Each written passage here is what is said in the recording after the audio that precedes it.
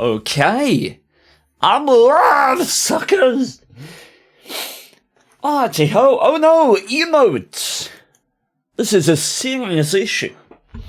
Hello everyone, by the way. Howdy. My guitar is still funkitated, so we can't do guitar things. But it's the wood glue that I've used to fix it is still drying, so we're gonna wait. Why is my weird Clark Kent curl being more misbehaved than usual?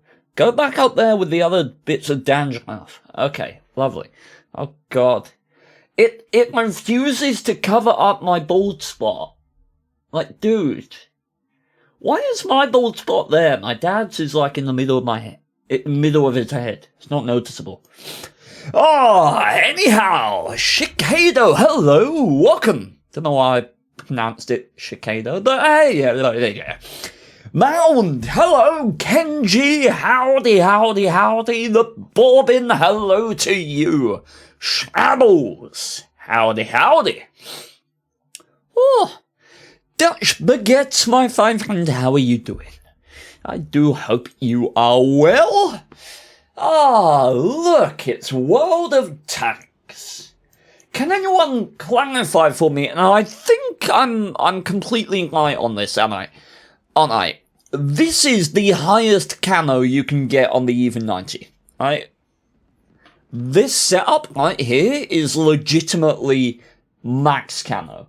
Like, you cannot go any higher than this, so far as I know. Oh, hello, Mr. Lice Guy. Welcome.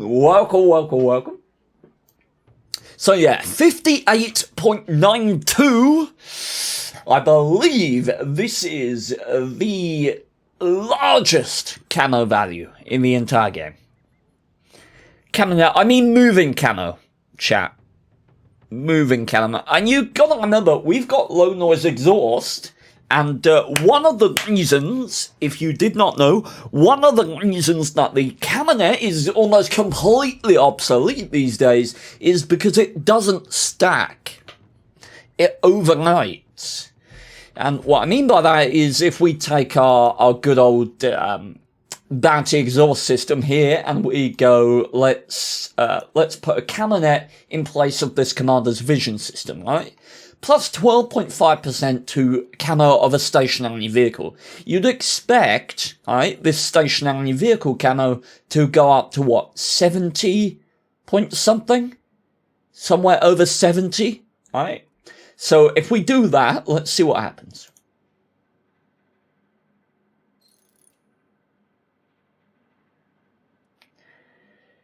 And that, ladies and gentlemen, is why the Caminet is completely and utterly obsolete. Because it doesn't stack, it overnights. And that is why you should never use a Caminet. You should use low noise exhaust on absolutely everything, because this is better in basically every meaningful way. So, yeah, fun facts, chat. Oh. Yeah. Okay. See, I love the idea of doing full camo memes. 58% camo is just hilarious. But the thing is, you can't take CVS optics, low noise exhaust, and Bond vents, because you've only got 3 equipment slots. So like, if I go with this setup, my view range is 445. Which is, I mean, I don't know if I want to have 58% camo and 445 meters of view range, or 510 meters of view range and 47% camo. Like, I know objectively, logically, this is better than the max camo setup, but max camo is funny. It's memey. It's incredibly memey and incredibly amusing. I just wish I could get the view range a little better. It's sad, man. Sad. I suppose the best setup Alright. The best setup, if you're going best of both worlds, would probably be swap out the vents for optics. Alright? Camo goes down to 56, but you get to 486. I think, honestly, this is probably the best setup if you want to combine camo memes with scouting potential. Because, I mean, having 445 meters of view range is just... yeah.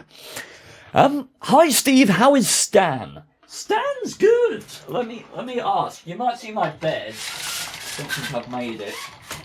My guitar's over there. The wood glue is setting. But yeah, Stan's here. Hi, Stan! Oh, God. Okay. Look, everyone, it's Stan! Yay! Oh, yay. Okay. Doopy-doopy-doo-doo-doo-doo-doo. Okay, let's do Q&A for the first sort of 10-20 minutes then, chat. Does the optics directive increase the base view range? Trying to figure out why it increases max view range with binos.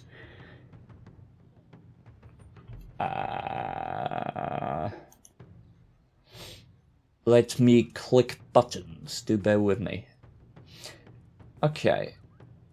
Am I gonna have to pay? No, because it's on the other one. Okay. Actually, let's do this on one that I don't care about. Alright. Let's see. Let's put binos up. So, binos up, view range 493. How lovely. How lovely.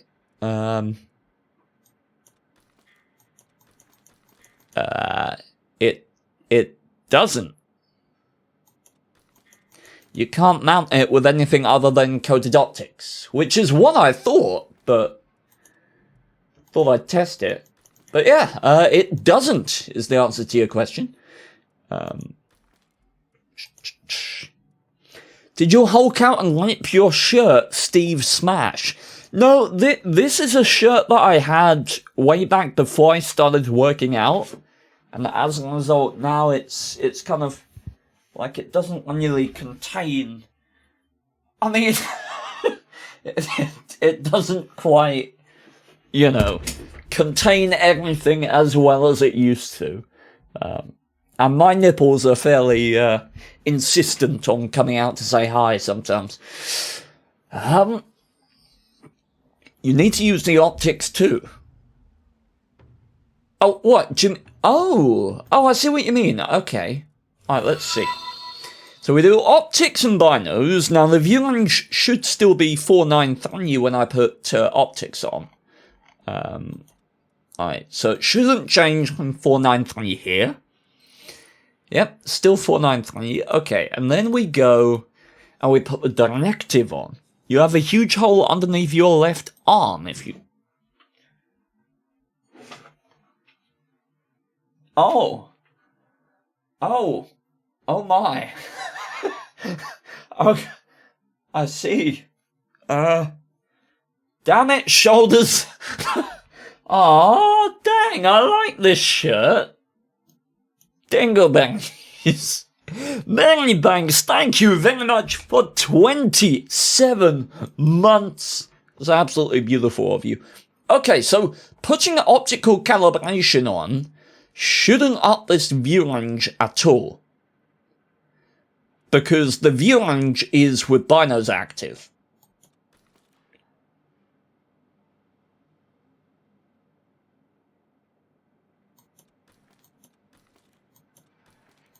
That's very, very odd. That's very odd. I think that will be just a calculation glitch. Chat, I think we may have to do some testing. You still have coated optics. Yeah, I know. But this view range value is the value of active binos. Right? It's the value of the binos being activated, not the value of optics. Value of optics is 434.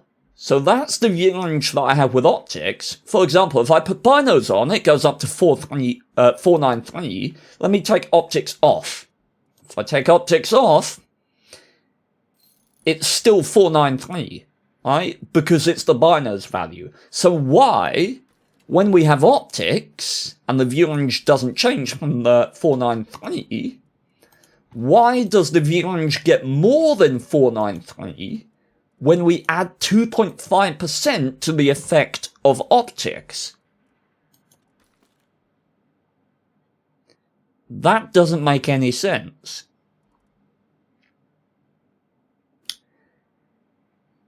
Now I'm 90% sure that this is just a graphical bug in the menu here, but I'm mightily curious.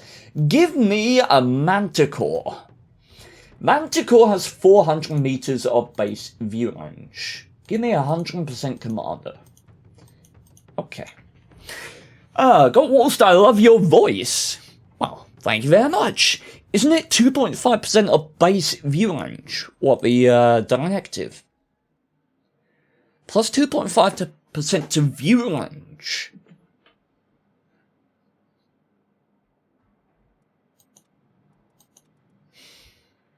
I mean, you would logically think that because you can only put it on with optics, that it increases the effect.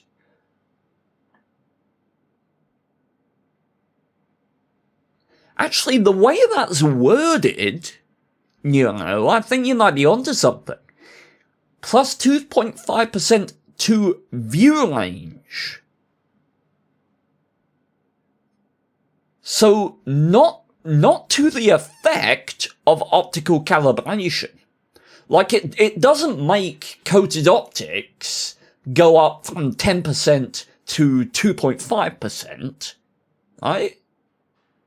It instead just gives a flat 2.5% bonus to your view range. So technically, if we take an M60 that has 420 meters of base view range, and we mod it fully. Bear with, I'm gonna make sure got anything that can help the view range. We mod it fully. Bear with. Scouting. Although we shouldn't need that logically. Alright. Oh, I forgot the field mod. Okay. It's this one. Yeah. Okay. Cool. So we are modding it fully. Why don't you use the comparison window, then you don't have to pay to keep demounting? Because I'm a goit. Alright. So, logically speaking, we should be able to do this. We should be able to put, I mean, this is just theory, I'm not going to spend bombs on this, but logically speaking, we should be able to mount binos with a 27.5% bonus, and then we should be able, if we're using optics as well, to also still benefit from optical calibration.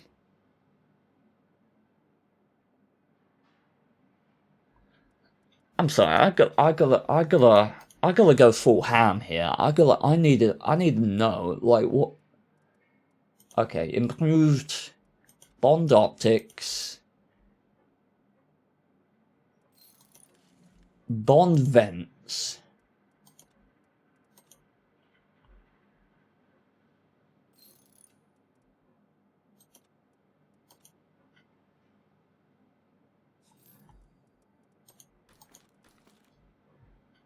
$654. It, like, is that Is that a thing? Like, genuinely, is that... I don't even have a situational awareness at 100%. Like, that can't be... That can't be a genuine thing, can it? I got a view range of 662 meters. And is that better? Yeah. Optical calibration with bond vents and binos actually gives you more view range than the vent purge. What? I don't understand. Okay. Oh! Alright. 400 meters of base view range. Nice round number, right? Let's do some math here, chat. We got questions to answer.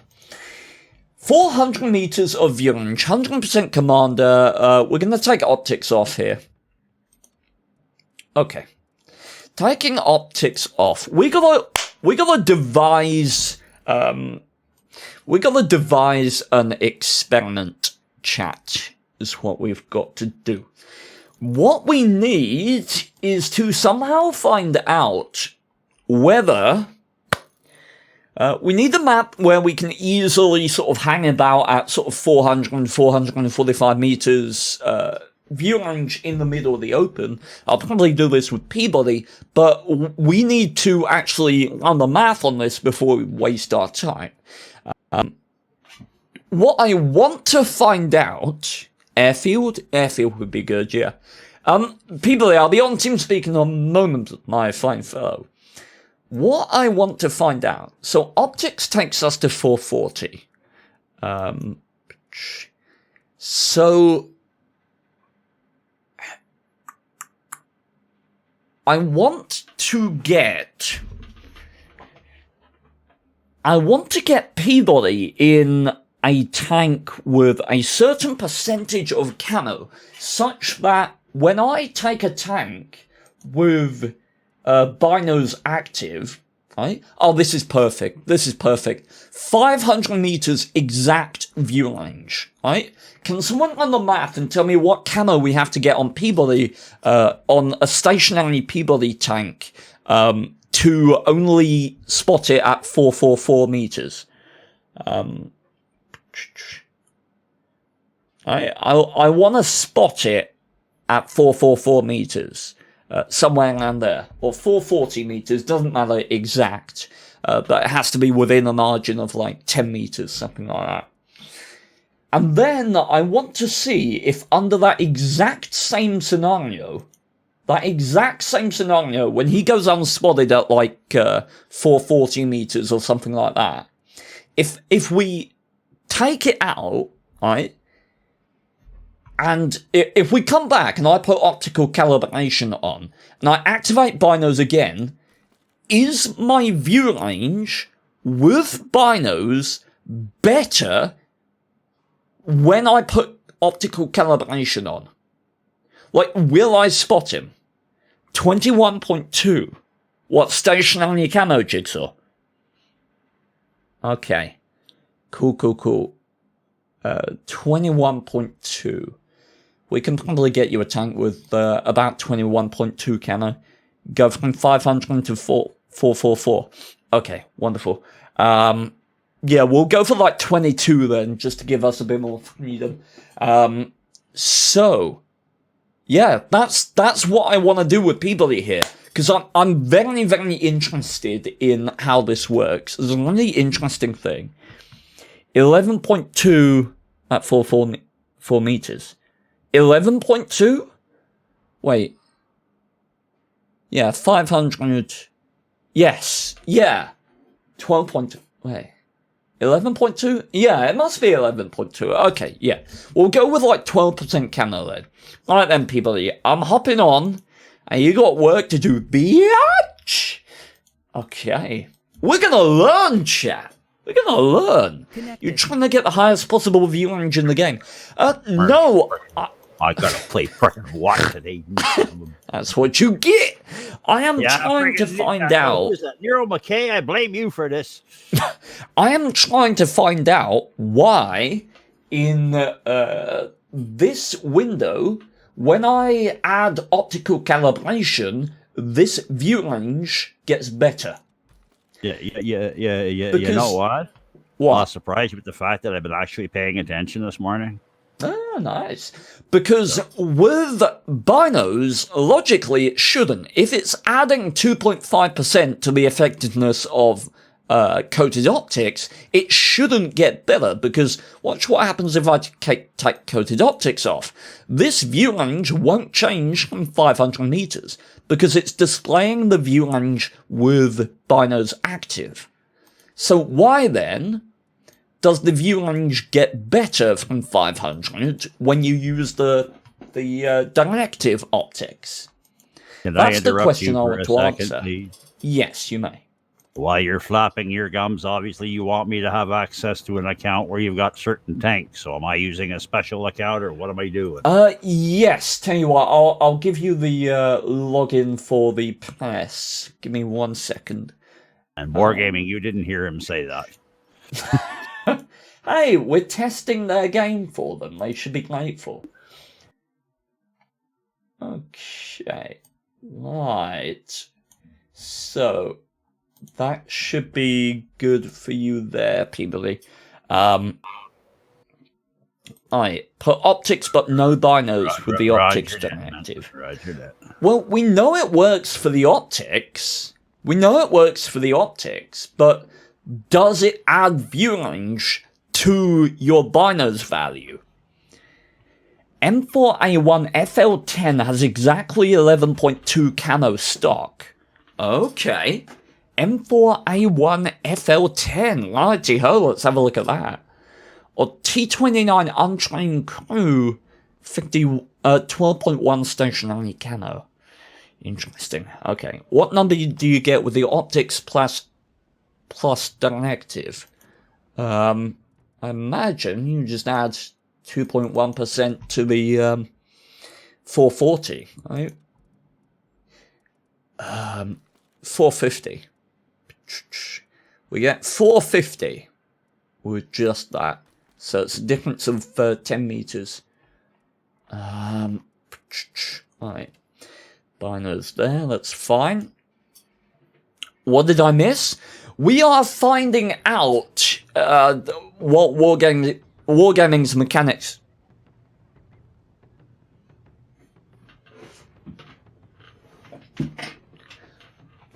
What Wargaming's mechanics are designed like, because I am curious. Someone pointed out, Nero pointed out something weird to me, and I thought it was weird, so now we're gonna find out how it actually works, because I'm mightily curious. What map did we suggest, chat? Oh. I suggest that one that we did the tribute there to at one time, that one with a big long road in the middle there, the one you'd like to go to Korea. Oh no, we can't do that one. It's not on the frame. No, it's not. Yeah. We'll do airfield. Airfield's big and nice and open. Honestly, I thought you knew about that. No, I didn't, you know. Or at least I hadn't put any thought to it to think, okay, yeah, that's weird, but we can actually test for it. Okay. My God. Go ahead, Peabody. Oh my God, my computer is actually allowing me to load World of Tanks. This is scary.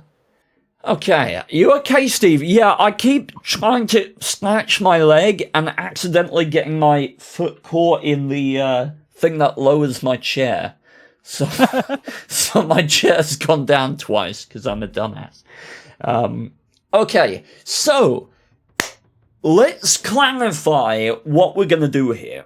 So basically, we are testing for a difference in spotting distance when I have my binos up. Right? When I have my binos up, logically, if we take Peabody with a camo of like 12.1, I should spot Peabody at like 444 meters. Somewhere around there by the math, right? If my view range, however, is like 511 or whatever it is, with the optics, then I should spot him about 10 meters closer, right?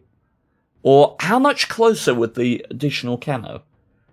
Can someone run the math on that? If I have 511 meters view range, where will I spot a tank with 12.1% camo? Steven. Yeah? EU1? Yes, EU1. Yeah. I'm on my way, hitting the connect now. Okay. Info, we'll just do it with Peabody for the time being, my fine friend. Yeah, this is not a free-for-all type thing for now, anyway. Okay. It's amazing how many things I end up testing with the Manticore, actually. 449.1. Wait. 449? Shouldn't it be lower than 444? Not higher? Am I insane? And Skidder, I refunded your thing there because we have a map. It should be a lower value. If I have more view range. Oh, 445. Oh, wait, I'm done. Wait, I'm thick. Am I? I swear to God, if I've loaded this for nothing. No, you haven't. I'm just... Okay, so max view range is 445. That's a max we can spot. So, I need to take a tank with a value that allows me to spot you at... Yeah. Okay, you need to find my 06wallst account, because I haven't got that pass account on here yet. Where the fuck are you? Okay. Okay, so what I'm thinking, right? I will have 500 meters of active view range. If we take a tank with 12.1% camo, I can spot Peabody at 444. We'll take a tank with like 13% camo. I should spot him at around like 440, somewhere around there. And then we do it again with the exact same variables, but the only thing changed being the optics added. If I spot him at max spotting distance or further, right? Further than like 440, then we know that optics adds view range to a binos tank. I pitch, take the swing. Okay. Oh, yes, let me do that. Then you are a duck. If I weigh as much as a duck, I'm a Welch! Yeah, okay, alright. So... I wonder, you're saying all this stuff about spotting, but I know there's other things about it and things here, but this maximum 445, like, what the hell is the difference after this? You know what I mean? Build a range out of you. Okay. Peabody, please have a search for the M4A1 FL10. Okay, fine. Come on, brain. Just a flesh wound. You want the what? The M4A1 FL10. Should come up if you just type in M4A1. I got... Okay, well, okay, let's try that again. Think it's a premium tank. Okay, yeah.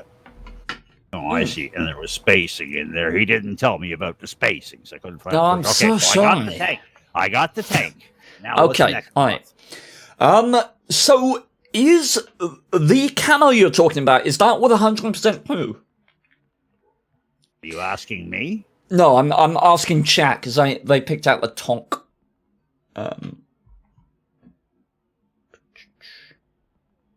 Yes, info. I know that's what we're going for. So if I can spot him at max distance, then we know it works. Stock tank 100% blue. Okay, stock tank 100% blue, no equipment. All right then, Peabody, could you buy 100% crew members for that tank. I'm sitting here and they look like they're all. I got 105 for a commander. Yeah, I know, but they're like god tier because you're on the pass account, so they've got infinite skills.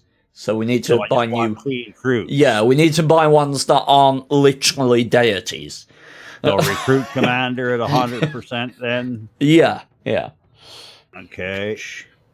If anyone unable to replace crew member, the crew bear free bunker, free up bunker space. Oh, okay. Go to Barracks and buy some crew space. Good. The one thing I didn't ask for on my pass account was bonus bunkers. Okay, where the frick did I do that? I did barracks, right? Now where the hell do I buy the bunkers again? Bottom right, I think. So scroll down. Oh, wait. Yeah. You gotta go to in barracks and then scroll all the way down to the bottom. Okay, I'm looking at the thing barracks. It's right at the top. It's right at the. If you scroll all the way up, you can enlarge barracks. Okay, I see. Okay, where you are. All right, fine. I don't see that here. Oh, there it is. Okay, yeah. All right. We're getting that chat. 16 spots. I'm almost tempted to start to stream this on my side just for fucking content. Okay, so we got this. Yeah. Okay, so I should be able to just fuck off. Recruit a commander to 100%. I used to know how to do this. Quit fucking with me. Error. Okay, fuck off. You got this, Peabody. We believe in you. No, I don't. Now I really want to fucking do this. It says I still only got room. Oh, Enlarge God. again. Enlarge again, you fucking thing. But, Peabody, at the top right, where it says available bunks, what does that say? 14 out of 64. Okay. Oh, what about crew members to the left? What? Do you have a thing that says crew members above the enlarge barracks button?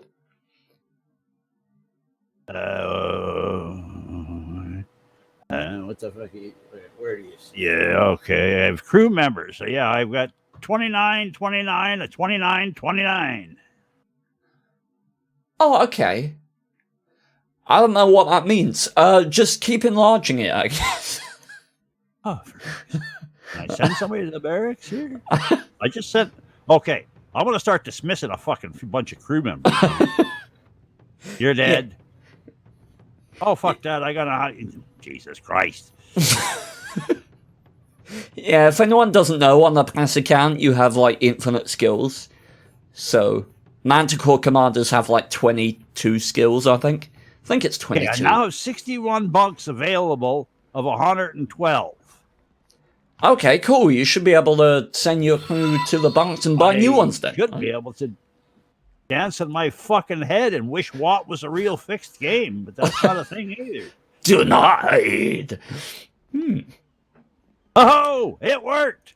Hey, Zolt. Okay. Hang on, we're doing this the hard way, you frickin' thing. Okay, get rid of that. Okay, now, I swear to God, I've got no crew in this. Now, recruit a commander for the third frickin' time. I got a commander with no skills. Nice! Okay, now get all of the others. Yeah, now hang on. I want to get the rest of the friggin' guys. Yeah, that's what I'd say. Yeah, well, I'm not that stupid. I know. Could have fooled me. Yeah, like Emesh says, please relax. We're experiencing Peabody difficulties. Yeah, do not refresh your set. It's just the frickin' Junior Goit in action. Yep. Ziggy Zooms, thank you for 6 months, my friend. Ah, that's beautiful. Okay. And I don't believe. Oh, I did. Okay, all right, fine. Okay, I did that right. I thought I ended up yapping to you and not paying attention and about 50% crews, but I've actually got 4 crew members, commander being at 100%, and the others all at 110% with no skills. Okay, cool. So, Peabody, what is your camo? Right now, Let's see. So, whoop. Oh, that's concealment I need. Let's see. My stationary camo right now is 11.23 slash 2.63 and then 8.38 slash 1.96. So Okay, stationary and moving. There. That's what I that got. should work for it. That should work. Good call on the tank for the camo.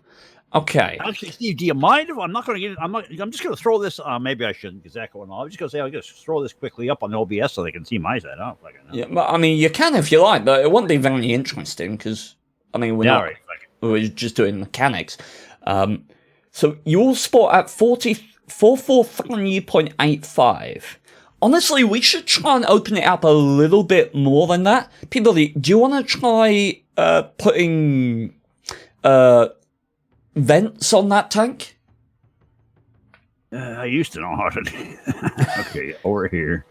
Just normal vents? Yeah, just a standard vent.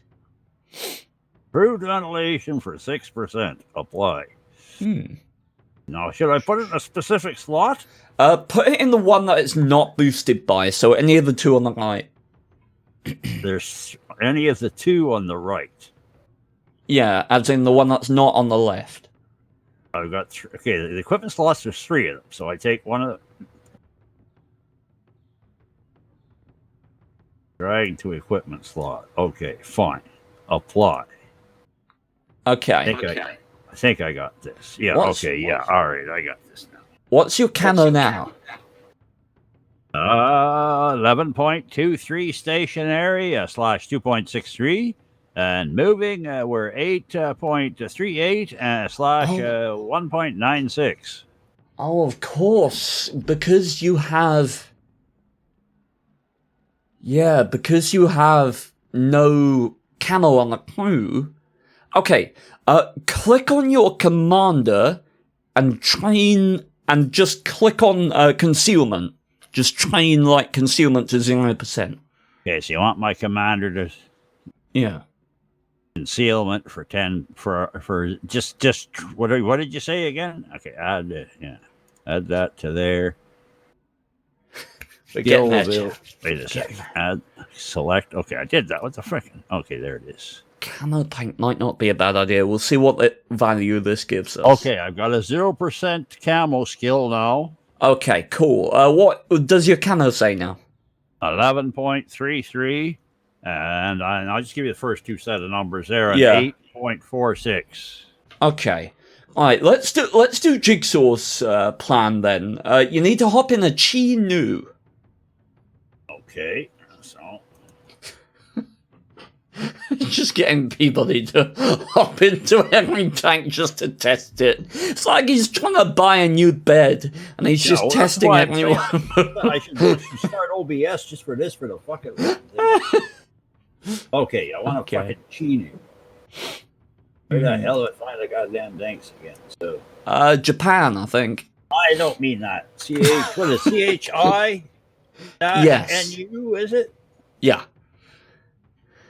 So that's which one? The Type 3 Chi Nu at Tier 5 or what? The Chi Nu, the one that's like not the Chi Ni or Chi anything else. Chi Nu Kai, just the Chi Nu then? Just the Chi Nu, I believe. Tier 5. Yes. Tier 5. I got a straight view rate. Oh, he's got another. Okay, I got to get rid of this frickin' crew again, right? Yeah. You gotta get some interns in there and get out. We got this, chat. We're gonna gain knowledge. Right? That's what we're doing. Oh, we're gaining knowledge. At least I'm able to put freaking crew members on now. Whoops, without having to screw around with them. Yeah, exactly. Hang on a second here. I just got to remember how to do this. You're making my fingers want to do something they haven't done in a long time. Shame on you. I apologize. Well, you know me and muscle memory to play games. Yeah, I know you in muscle memory. You're trying to make a joke in there, so I'm going to preemptively tell you to shut the fuck up. Why do I feel like you're not going to gain any knowledge from all this? Hey! Because I'm just doing what you're telling me and paying absolutely no information, no attention to whatever. What's your camo goal for Peabody? So we want Peabody to have a camo of about 14%, somewhere around there. So that we get the spot to like 430, because that would be easy to manage. Okay, in this Chinook with a green crew that's 100%, I've got 13.98 stationary and 10.48 moving. Okay, that should do us then. 13.9, that's good for me. Let's do it, Peabody. Okay, so I actually got to find the frickin' training room. Okay. Yep. I haven't done anything else. Okay, fine. I guess we're ready to roll. Okay, cool. So I've got 500 meters of view range exactly on this setup. You got the reins, man. Okay, so let's see what we can do. So logically, I should spot you at 430 meters. So we're gonna test that, and then we're gonna see if adding optical calibration to this setup makes me spot you closer. Because if it does, then optical calibration adds to Bino's view range. Okay, so I'm going to head out to the far side there with the airfield. Yeah, we can head to the sea line. Infomaster, can you run the math? When we do the second setup, I'll have 511 meters of view range. When do I spot camo? When do I spot Peabody with 13.9% camo? Because that'll be curious. Because if we can predict it before it happens, it's more scientific, you know? Alright. So, 439. Okay. Alright. So I should spot him at 439 meters. So a difference of 9 meters. That is longer than the Chi-Ni by about probably over double, so it should be able to tell. Alright, cool. Cool. We gotta get Peabody and myself in a decent spot here. Little Manty. Driving on the sand dunes, little Manty. I haven't played this game so long that I am completely lost here pretty well. Hi, Peabody. How you doing? Okay. So if you want to... What we need to do, Peabody, ideally we're going to put you somewhere where you can be in the same place both times. Let's park you like right next to this this truck right here. Right? Or right next to a plane. Over here. It doesn't matter whichever one you want. I'll just get my distance. Put it like this. I'm going to go back here. That way you've got lots of playroom and I can just sit here and look like a dumbass. Okay. Yeah, we need no foliage in between us, which is why we're here. I'm going right here. Okay. Alright, should be good. So, what I need to do is... If you land the plane on this, there should be no reason why a blind dumbass like you can't see me. Okay, alright then, Peabody. So, if you stay there and don't move, I'm going to open out my distance to 445, and then we'll go to 430, or roughly 430, and figuring it out. Okay, alright. So, what did the maths say, chat? What did the maths say in terms of distance? When do we spot him with binos active? It was 430.5. Okay. Alright. So let's go to 433, and he should disappear in a moment. I've long lost you. I haven't seen you for a while. Are we bad at math? Chat, can we get an update? Are we bad at math? I think we might be bad at math. There's a mild possibility that we're bad at math because he hasn't gone anywhere. Go to 435. Okay. Additional 2 meters. Let's see if he disappears now.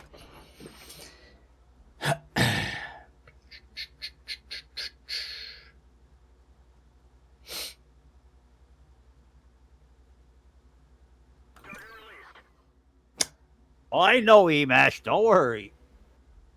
Oh, yeah, it may have been... If your gun was going off, it would affect your camo.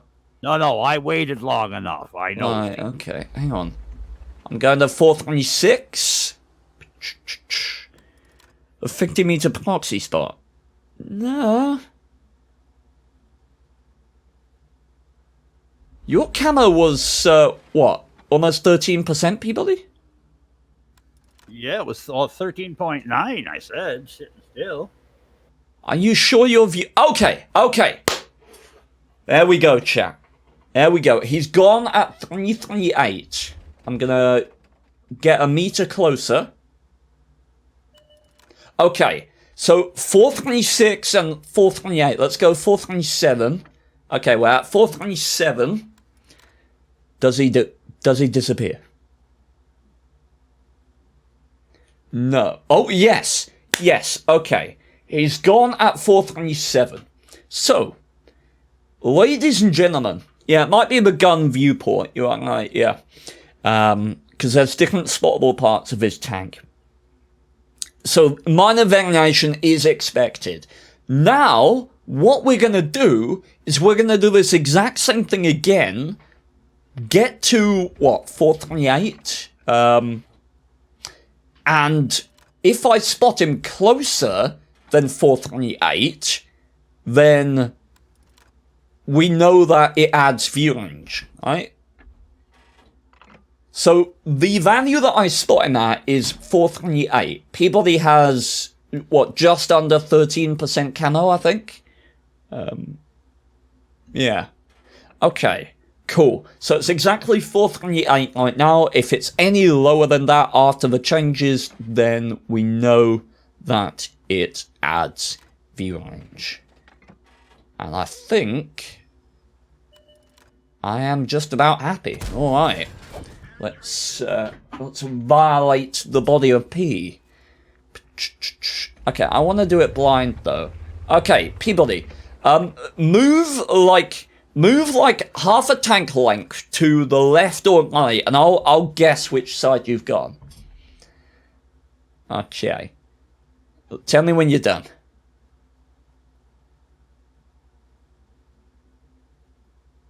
I'm done. Okay. Why do I feel like he's in the same place? Dang it! Feel like he's either in the same place or he's not gone anywhere at all. Or he's just driven off. Like he's going to my base to cap. I'm gonna go and see if I can jump off a cliff, I think. Okay, you spot him at 426. Okay. Yeah. So the variables are expected because of the because I'm spotting from out my tank as well, and the distance check may be a little scuffed. Whee! That was majestic. In all fairness, I didn't sit in the open. I knew as soon as you said I'm done that you weren't anywhere. Oh, I was behind the bunker. Like, I was hoping you'd fall for it long enough I could actually get OBS up and started and friggin' start the stream. Okay. Alright. So, exact same thing again. The only thing that I'm going to change, chat, is I'm going to add an optical calibration to this bino setup. My view range is now 512 on paper. Alright? That is the only thing that I've changed. Okay. Let's see. Do I spot him closer? Do I spot him closer, or is it still 438? If it's still 438, then it's just a visual bug with the calculations in Garage. Well, 512. And if anybody gives a shit, I actually did go live on my side, so. Ah, the expected should be 440.8. Okay, will be more. And on my Okay. side, you're going to hear everybody that pings me, so don't start pinging me, please. Fuck. It will be more than 440. You mean less than 440? Because with more view range, I'll spot him closer. So if it's any closer than 338, then we know it works. And I'm If it's going further I'm gonna go away- right beside this last bunker here and drive straight out in the middle where I was before. Alright, works for me. More view range, you spot him further. Oh, yeah. Yeah, if you're going to drive, you got more view range, you're going to drive closer. Shut up, chat! They can see me on my stream, what I was just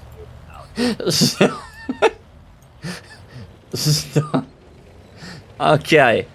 Right, so if I can spot him at like 445, brain ain't brain. Go away! Stop being mean. Okay, alright.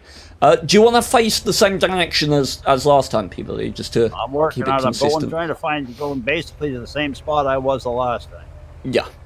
Okay, that's more or less exactly. Actually, I'm going to pick a spot right now, and that's so I know. And okay, that's my spot. I got my spot, right? It's gonna be 445. Yeah. There. Okay. Right there. No, not Right. there, but Let's anyway, whatever. let's pull it out then. We'll go to 339. Oh, 439 even. And tell me Okay. something. Are you guys getting any echo from him? 439. Let's see. Cool. Thank you. Let's pull even further. 440.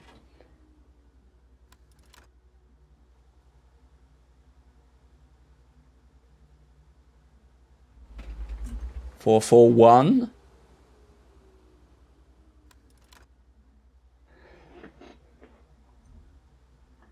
And by the looks of things, Does it matter which way my turret's turned or my ass is turned? it might, but that's why I'm checking at every distance.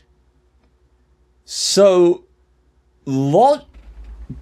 by appearances, it seems like Those arms reminded you about the 12-second spotting thing there or something? yeah. That's really weird. Optical calibration adds view range to your tank even after the binos buff. That's really surprising. Like, that's actually big. Like, I'm not even kidding. That's legitimately like a big game mechanic to be aware of. Like, that is not a small.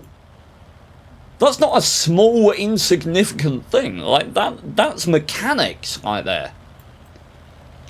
That's actual mechanics. Can we recreate it again? Wait.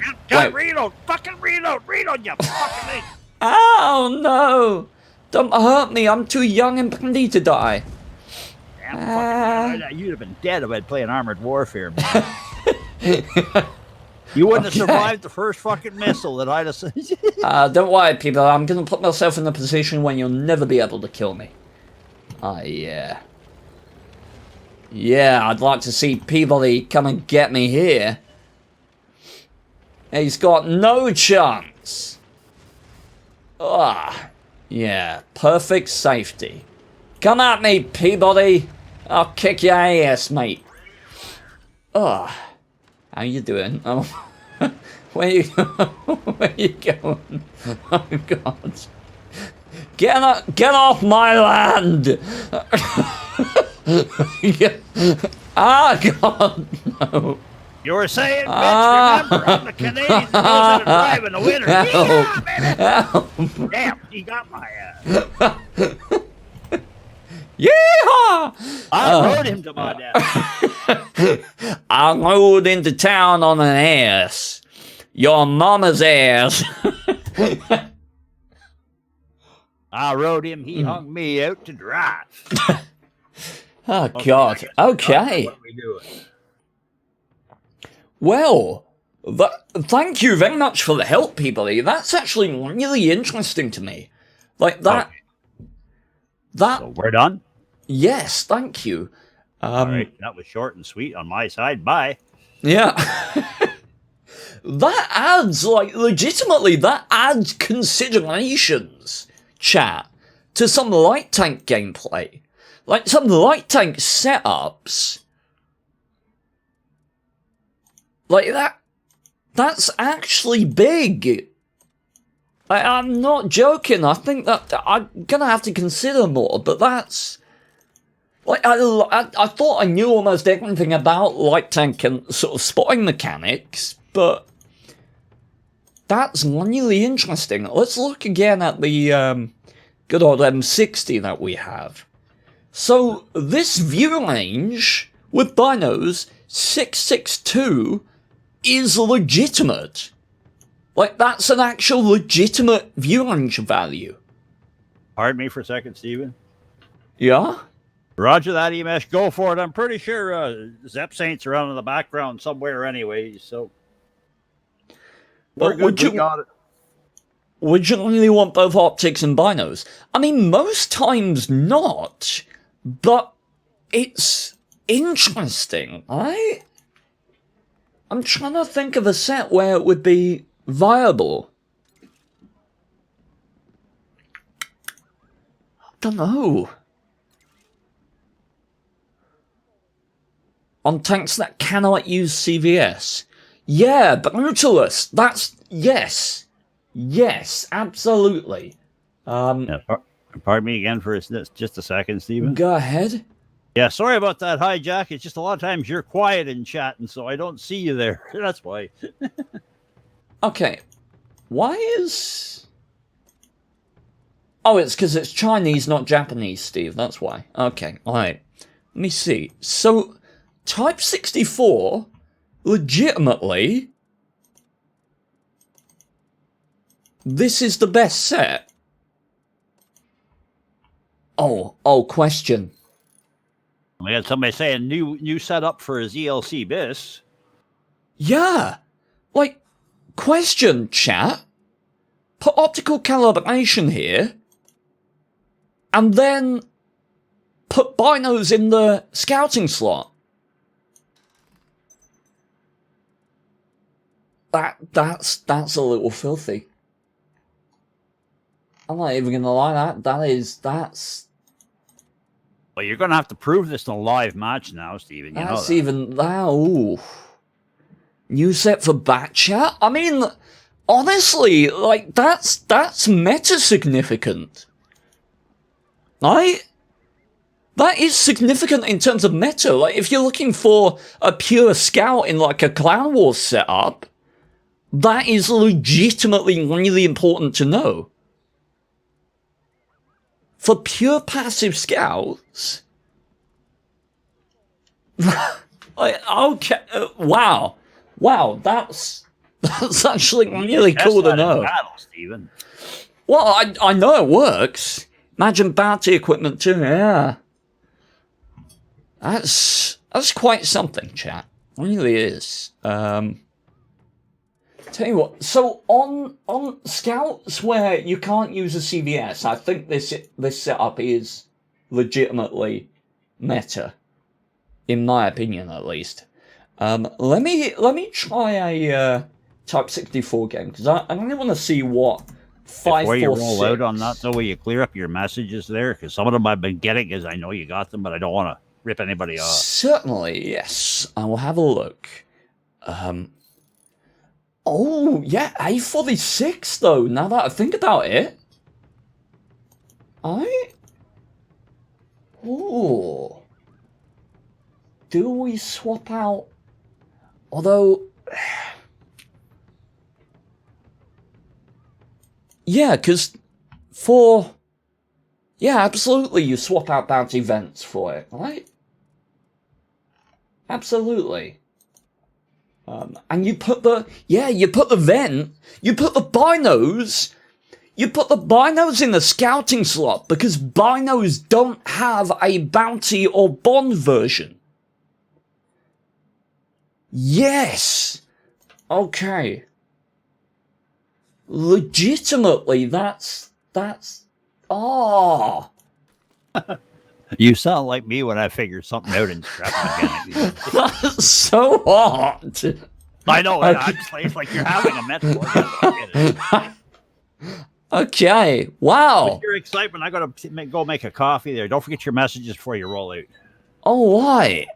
Went from 490 to 544. Like, still being able to have optics, not only benefit the optics with the calibration, but also buff the binos in the scout slot and buff the binos further with the calibration. Like, god damn. Oh, yes. Yes. If you weigh as much as a duck, you are made out of wood and therefore a witch. There's good logic right there. Who are you who are so wise in the ways of science?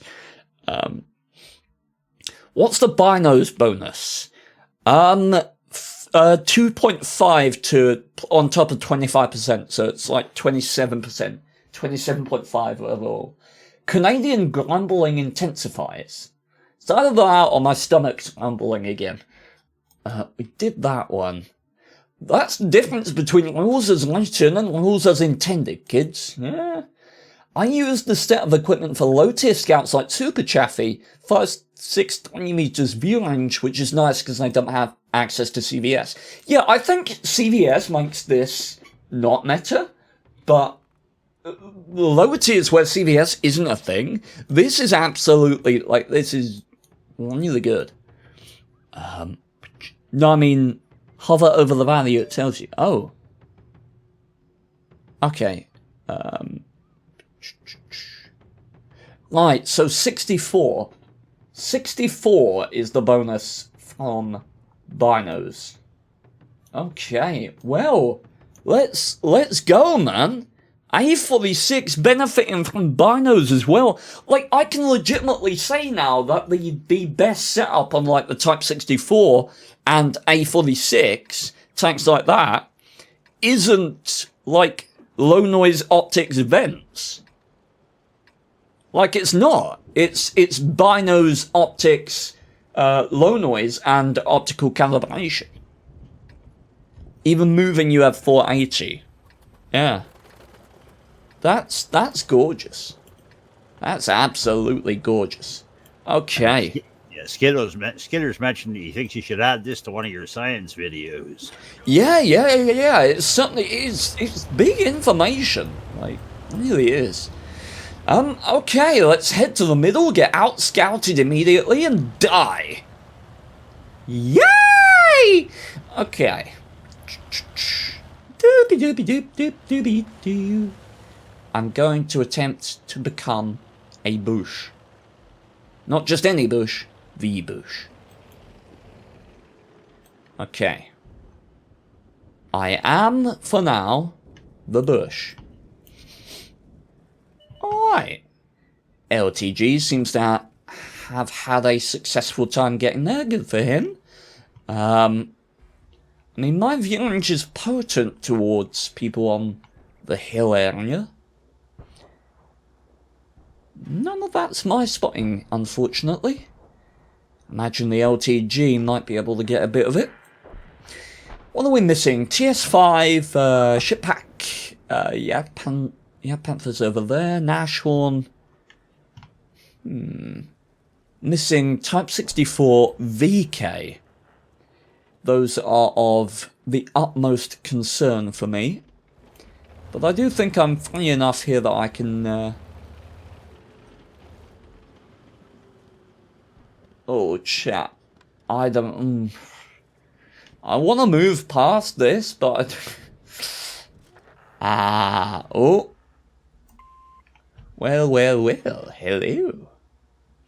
He's going to have problems getting out of there if he wants to, actually.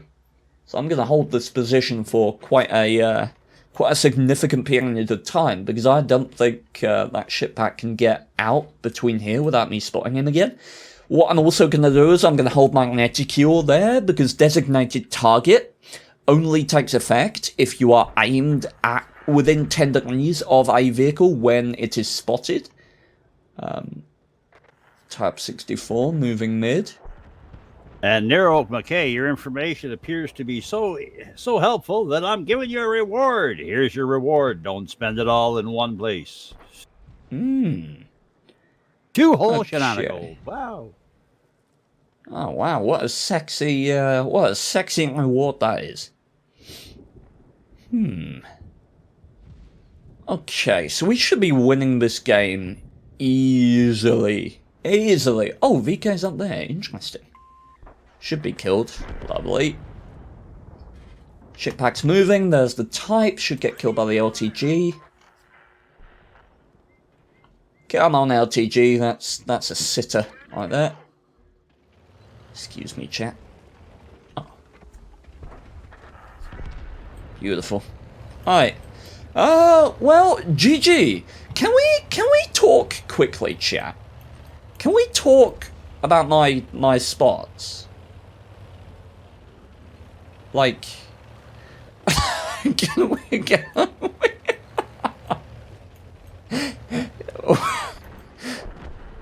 like, I feel like we should have a very in-depth, deep, meaningful discussion about my my scouting performance in, oh my god, scouting performance in this battle, because I'm not gonna lie, it's been something else, man. I don't like him with binos, but And Electro Giant, you joined late, so I'll get him to. Well, actually, Steve, you want to go over what this experiment you've been doing is all about? There, we got 1 or 2 people just joining in, and they're interested. yeah. So it turns out the optical directive, optical calibration directive, actually adds view range to even a bino setup. Like, even when you have binos and you're set up with binos, like in a bush, having optical calibration makes your view range better. Which you wouldn't think would be the case, and I never thought was the case, because it's optical calibration. It's meant to make your optics 2.5% better, not your view range as a whole, right? So that was just a really big thing, because it's kind of, that is kind of meta on low tier, mid tier light tanks now, in my opinion. Oh, somebody's wondering now if, so does that mean directives are calculated last for everything? I mean, not necessarily, but it's a theory, right? It might. This opens up a door of maybe going through and doing some of your own personal testing and really fine-tooth comb through the stuff. Yeah, I mean, I'd be curious, like, chat, what, if any, other directives would that factor, like the bonus being added last, matter? Like, are there any ones where you think it would be significant to the gameplay ramifications? So I shot him then. Exhaust directive on camo net? No, we know that doesn't work. Okay, well, if you've got suggestions, use your read my messages, and after this match, I'll get him to go through the list there. Yeah, what he said. Hopefully there's enough space on there. I've been getting them to try to expand that for you guys. Okay, right, let me just go up and see if I can mergerize this P43 beast real quick. Ah, someone else mergerized him. That was a bit rude. He was mine. Oh my word. Oh my word, that was kind of hot. And very manly. Yeah. Alright, let me see if I can get this P43 spotted, because it will just screw him over. Like, he'll get scolded in the side, and it will be really funny. So if I yellow through mid, he should die if he shoots me. is he? Oh, medium tonk. Oh, there you are. Hello. How are you? You're probably not going to have a good time. Turns out, chat, you didn't have a good time. He, in fact, exploded. A lot. I wonder what would happen with Vents Optics and CVS... Vents Optics and CVS with Vent Boosted. Well, we actually worked that out. The Optic directive gives a bigger bonus to view range than the Vent Purge. So, it is better to use the optics if you are looking for pure scout. And, like, this is a meta set. Like, you want to use this, like, in Tier 6 Clan Wars or whatever, if you need a pure scout. This is the setup you use, right? What about the stuff that makes tanks stay lit for longer? I mean, that isn't really affected by when it's added, is it? And you want to clear up your other questions there too, please? I will do. Okay, I don't think there are many that overlap. Until experimental equipment is in, then this might be even more game breaking. Yeah, it could be. By the way, I have a small piece of information to add. The game servers check view ranges at different intervals depending on how far away targets are. 50 meters equals 0.1 seconds, 150 equals 0.5, 270 equals 1 second, and 445 equals 2 seconds. Interesting. Tier 6 Clan Wars hasn't been a thing for like Tier 6 or 7 years. Yeah, I'm just using that as an example, Tommy. You know, it's a sort of meta thing. Like, in the same way that the Manticore isn't the best light tank for random games, but you might use it in a Clan Wars setup. Like, that's what I'm trying to get at. In my opinion, this trick only works in Tier 7 or below. Yeah, it does. It is a low tier set. Sunday I'm sitting at home thinking, okay, enough data analysis, let's watch Steve. Steve, let's design an experimental setup and calculate the experimented values. Of course I got pulled into it. Ha ha ha! Okay. Right. Never know when math. Then he says, behold the new meta setup. Suddenly math. Alright, so what I think I might do, I may well meander my many little way along here and see if I can... I'm going to clear Grant's grunts because it's just a bunch, but it looks a bunch of emotes that he spent money on. So. Ah, well, how manly of him. So I'm going to sit right here and see if I can... You got the one. What about the stuff that makes tanks spotted and stay spotted longer? Yes, right? I did, yeah. Okay, sorry, I'm just trying to get them cleared up here. That is quite a distance to spot a T-71 CMCD. That's quite a distance. Oh. Like, that's pretty sexy if I do say so myself. Like, look at that. Look at this. And while you're doing that, can I just read this other one comment? You may? Yeah, from Skidder there. I don't think there are many that overlap until experimental equipment is in. Then this might be even more game-breaking.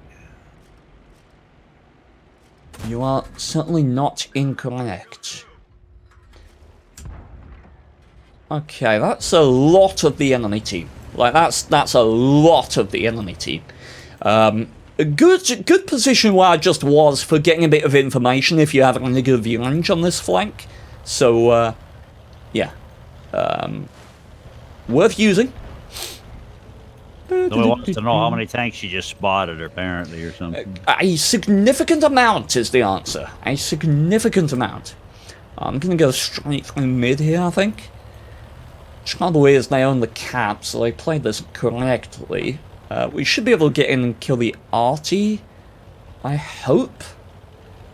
Oh, VK, I could add some engine power to him. Look, it's a VK without an engine.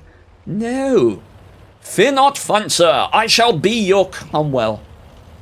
Everyone needs a Cromwell in their life, especially VKs. Go, you beautiful... Oh, we're waiting here and shooting the M6, okay. I'm game, let's do it. Oh, damn. Okay. You want me to... I want to push this guy, but I don't want to... I don't want to block him, but I want to push... Okay, I'm gonna go. Okay. Yeah, Panther. Oh my. Well, that was rude. Okay. IKV chilling there. KV2 won't be able to spot me under his own power. Right. This is fine. Hello, KV2. Be a shame if you couldn't see me, wouldn't it? There are 2 in the cab right now. M6 chilling. He's just fired. I need to try and make a move while that IKV is distracted. Gotta try and move into a advantageous position. VK has somehow managed to die, which is honestly a magical achievement at this point. Oh, how on earth did that bounce? That was just magical. What? Well, GG. KV2 dirt the hell couch is highly amusing. If I had a bit of gun elevation, I might be able to actually control this.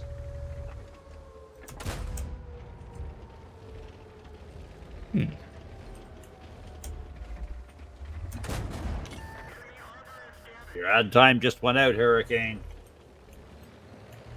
Okay.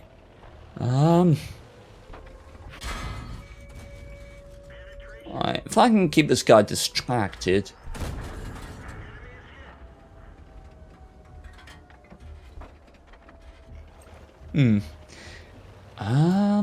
Surely the IKV appears above me. A second. Oh no, IKV's there. Interesting.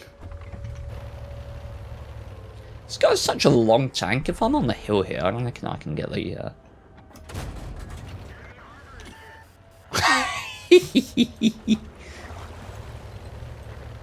I'll let him have the kill. I want the game to go on longer. GG. Hey, chat. If your team's lost, right, and the game's gonna end, give someone a kill. Might get them a mission. It might get them the XP that they need. It might get them something good, right? Just let them have the kill. They might miss. You might get more damage, right? Just makes the game more pleasant for everyone. Makes someone else's day better and doesn't cost you a whole lot. Nero's at it again there. Is he now? What's he up to? Well, he's talking again. The last time he changed the friggin' world of tanks. God knows what he's going to say this time. I think binos are underestimated these days, with most CCs like QB promoting to have more active view range. But if you get the chance to set up with binos, they're far better than optics. If you combine them, it's even better. Yeah, I mean, the thing is, that's just about meta. Like, once you get to a certain skill level, you do realize that, generally speaking, on most maps, in most scenarios in the game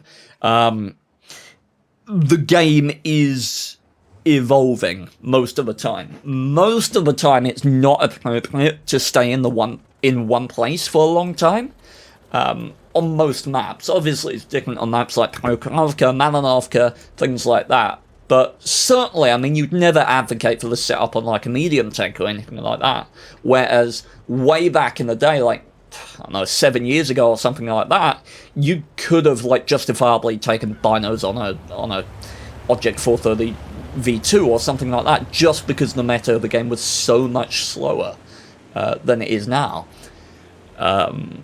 But yeah, I mean, I don't think anyone's going to tell you that if you put 2 tanks passive scouting in the bush, the one with binos is going to perform worse, because that's just factually wrong.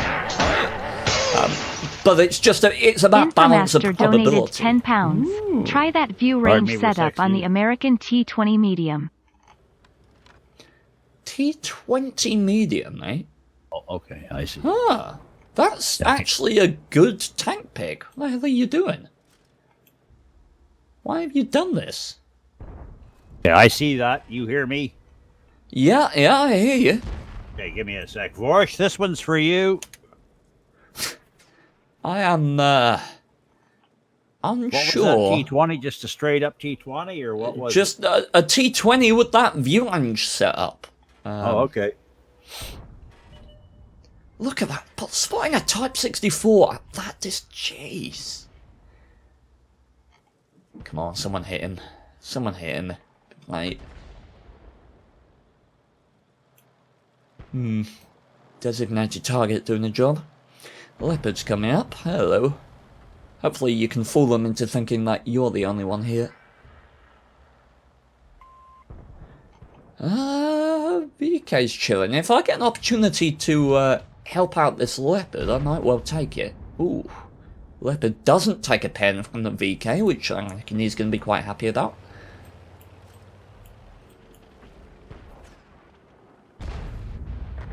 Oh!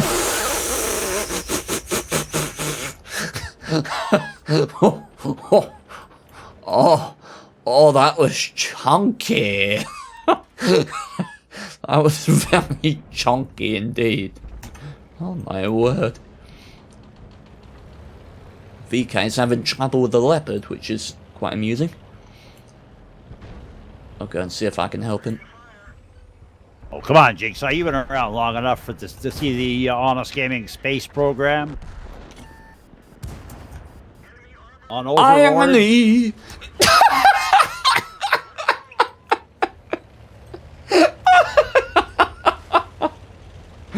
Oh, yes! Yes! 100% yes! That's not meant to happen. Just to clarify, that's not meant to be a thing that happens. A46s are not meant to ram VK105s to death. Just to clear up any confusion you may have. Like, that's not a thing that should be. And Paul, the average, yeah.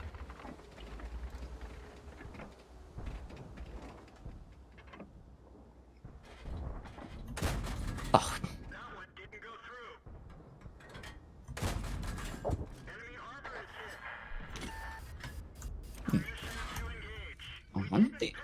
How is my gun depression being this bad here? That's the question I have.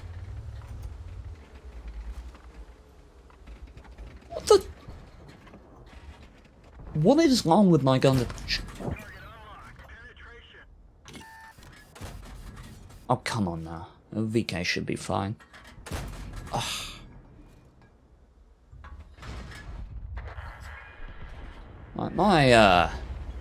My gun was very much misbehaving there. Oh, but I'll tell you what. Ramming a VK to death in an A46 just feels very good, man.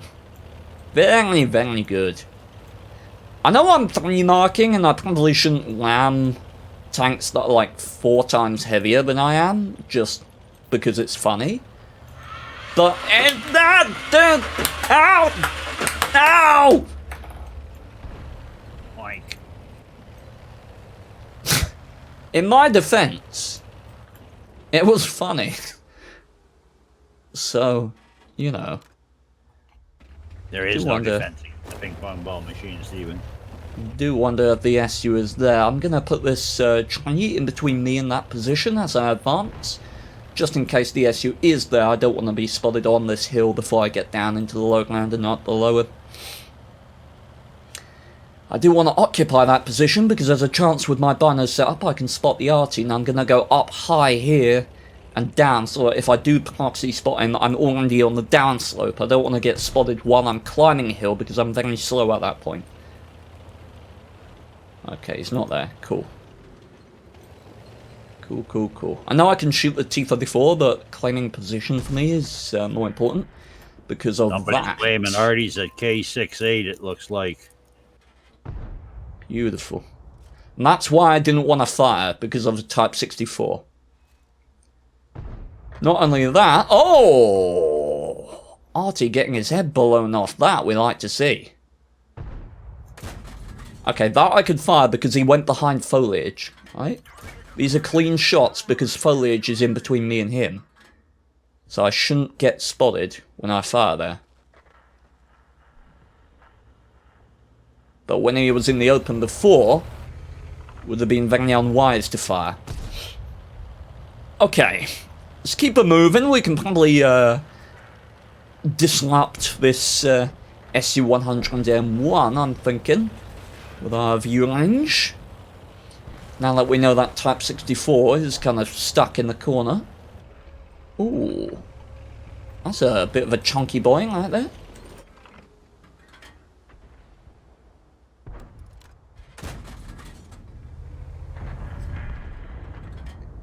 That is a very chunky boy. Nothing with binos.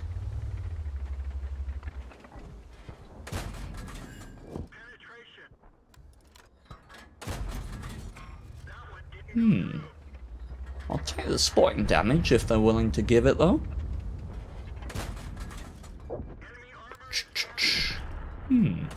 SU-101 just killed that guy, so it gives us a bit of an idea of where his position is. Oh, there he is. Do I have a better shot at him? Nope. Where the... Oh! Okay, there's no way that guy's gonna spot me at that distance. I was worried about the SU being in the bush. Activating binos and all that jazz. Okay, alright. Let's get in there then. Or at least get a lot closer. I might die, but I'll try and use this lock for cover if he's poking in the bush. I can take one hit from the Type 64, and I doubt I can take a hit from the grill, but I can try, and that's what matters. Grill just... Did he just blind shot counter the grill? Because that's goat status right there. Like, officially goated. Hey, Fert Cali there.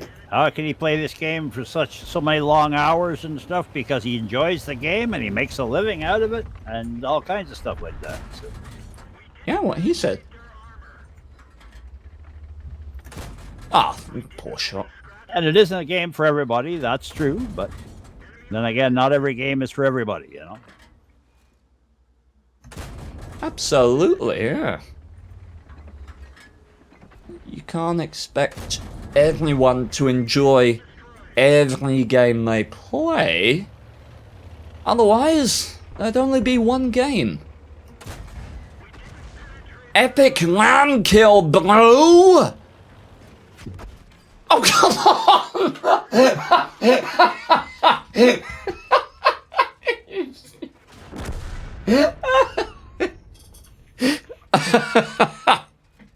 Really? Okay, 2 German tanks in one game is just too much. And you fail. The annoying thing is, in this game, I slowed down as I landed in because I thought maybe I can do 6 damage and survive. Right? But I did no damage and died. Ah, fiddlesticks. Okay, Mr. Steven. You have that Yes. T20 to do. And Infomaster said when you're doing the T20, don't forget to buff your camo too, since, you know, you're a medium, not a light tank. Yeah, I mean, I don't know what you're expecting me to do with this setup. I mean, it seems an odd one to take on the T20.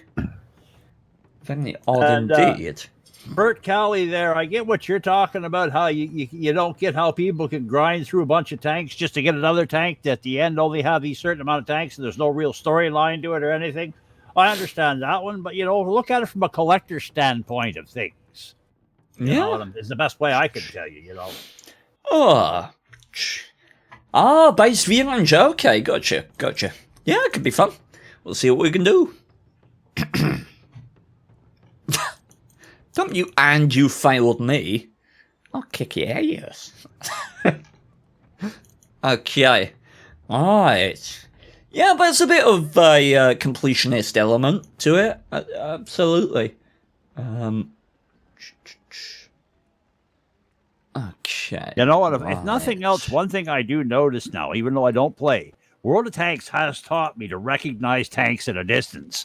I fucking hate him for that too, because I used to watch movies in ignorance. Now I see a movie where it's a German tank rolling by, but it's purely a fucking like a Sherman or something. I'm like, you fucking guy, what are you doing?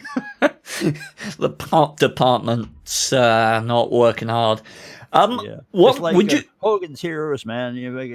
That's enough to give tank commander an aneurysm. Would you say that what is better than World of Warships? I have not played anywhere near enough World of Warships or really any World of Warships to be able to give you an answer there. I just, like, I don't know, is the best answer that I can give there. And, considering that they're kind of, one game is more two-dimensional than the other one, it's kind of hard to say which is better in that way. Yeah, was one of the reasons that the concept of World of Warships didn't really grab me as much is just because of the sort of 2D playing field, as it were. Whereas I really like the fact that the maps in World of Tanks are sort of multi-level, if that makes sense.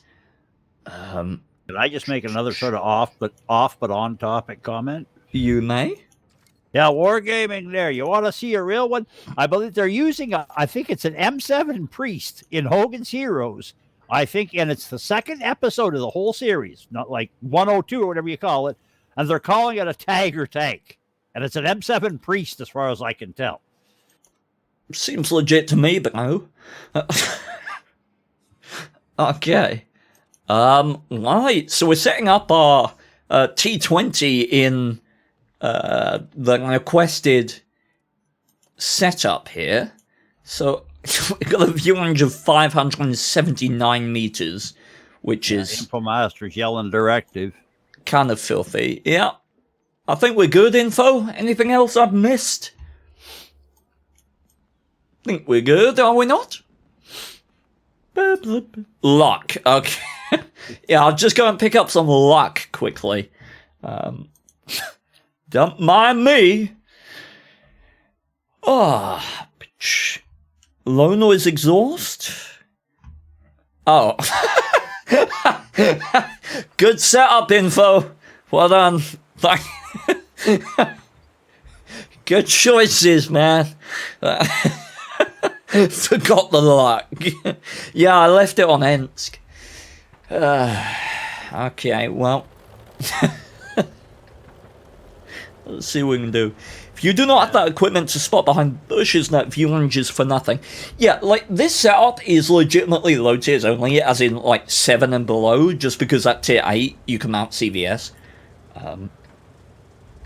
Is there a luck bundle in the premium shop? Do you know, I don't know. I don't know if there's a luck bundle. Hey, Nihai, I saw your comment. I get that one, but I'm going to ignore it. Unpractical, but can you make a setup for a Scout Heavy? I mean, you could. I mean, that would just have to be called Recon by Fire. Essentially, like, honestly, there's viability, and I mean, you'd never really do this just because it's so unconventional, but I can imagine it. I should have had a shot there. I can imagine it working. Basically, what you go for is you just say, okay, I have a load of armor. What I'm gonna do is I'm gonna set up my tank such that I can move a bit and I have a good bit of view range. And then what I'm gonna do... Okay, ISU's just fired. You're giving me friggin'... You're making me lonesome for my Challenger tier 10 in Armored Warfare. What I'm gonna do is I am going to charge into an open position where lots of people can shoot at me. And the reason that works is not because of incredible base view range or anything like that, but instead because when enemy tanks fire at you, their cannon rating will lower massively, right? So, and whereas a light tank can't do that, you have to spot the enemy tanks when they're basically in their ideal scenario and they're at full camo. So I think legitimately, in some circumstances, you like that's more valuable than a conventional light tank, unless you take something like a Panzerwagen 420 with Bond optics and a CVS. You know, like, not only does it make the enemy team fire and potentially squander their shots, but as I say, their cannon rating lowers when they do it. Oh, Stephen, you woke up memories, man. Oh yeah, what kind of memories? Oh, going out in my Tier 10 Challenger in Armored Warfare on a PvE map and finding a little gully in front of about 30 enemies, squatting down in there and just hitting, like, going into the hull, hitting my hydraulic suspension, so I squat down and there's nothing, no track showing and really nothing, just put my turret over the friggin' over the ridge and just sit there and wiggle my turret back and forth and listen to the ping, ping, ping, ping, ping, ping, ping, ping, ping, ping, ping, ping, ping. Well, sounds I like a good time, man. Damage and everybody else on my team just has a field day on them.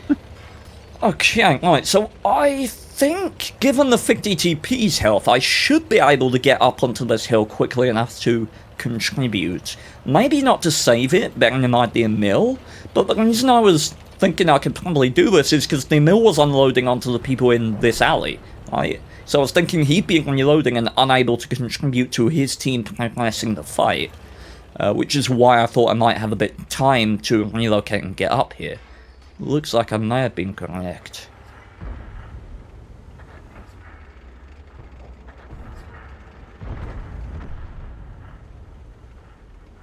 Oh.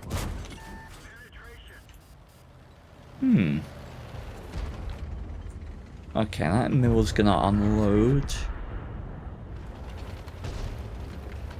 Okay. Oh wow, gun definition, can you not? Oh, shame. Okay, 50 TP's countering around that side. I can pressure here, I've got enough health. IS-28 is coming up behind them. GG. Hello, Fanta, how are you? Don't mind me. Why didn't you shoot me? How very dare you, Fanta? After this match, I got one for you, Stephen. What? Do you indeed? Oh, yeah. Okay. Well, I did things. Yay! Go ahead, Peabody. Yeah, I'm not trying to pick on a guy, but we have somebody who's very misinformed in here. So read what I'm dropping in from that fellow. I've seen the video on YouTube that someone... Bear with me 1 second. Informaster donated £10. Okay, now that Himmelsdorf is off the possibilities, let's try again and this time pray for a good map XDT-20 scout setup. Okay, alright, let's do it. I've seen a video on YouTube that someone proves that matchmake is rigged for Unicum players. It makes them lose on every match basis. If they won a match, they need to lose the next 5, for example, with bad teams, bad RNG, and so on. How do people believe this shit? There we go, Steve. There's the link right there. We got to look at this. Okay, I'm curious. Hang on. Because they're throwing you softballs. Yeah, they're example, not even, Understand something. If this guy is full of shit and we can prove it, we reserve the right to rake him over the coals about it right here. Yeah. But we're not going to go attack him or anything. Okay, let's have a look. According to another aspect, what is this? It's a patent. Oh, it's a patent. Okay. Each vehicle may be of a... Hang on, let me check top right here. RGB 66.67. I guess that's a win rate. Variety of gameplay. Okay, I'll just run you through all of this. It all seems relevant. According to other aspects, each vehicle may be one of a standard vehicle and a premium vehicle, where a first premium vehicle is associated with a lower range of battle levels than a first standard vehicle of the same tier and or type as the first premium vehicle. Each battle session is assigned a battle level. Each battle level is... battle chat for a minute. I mean, your in-game, your chat window there. For a yeah. Okay,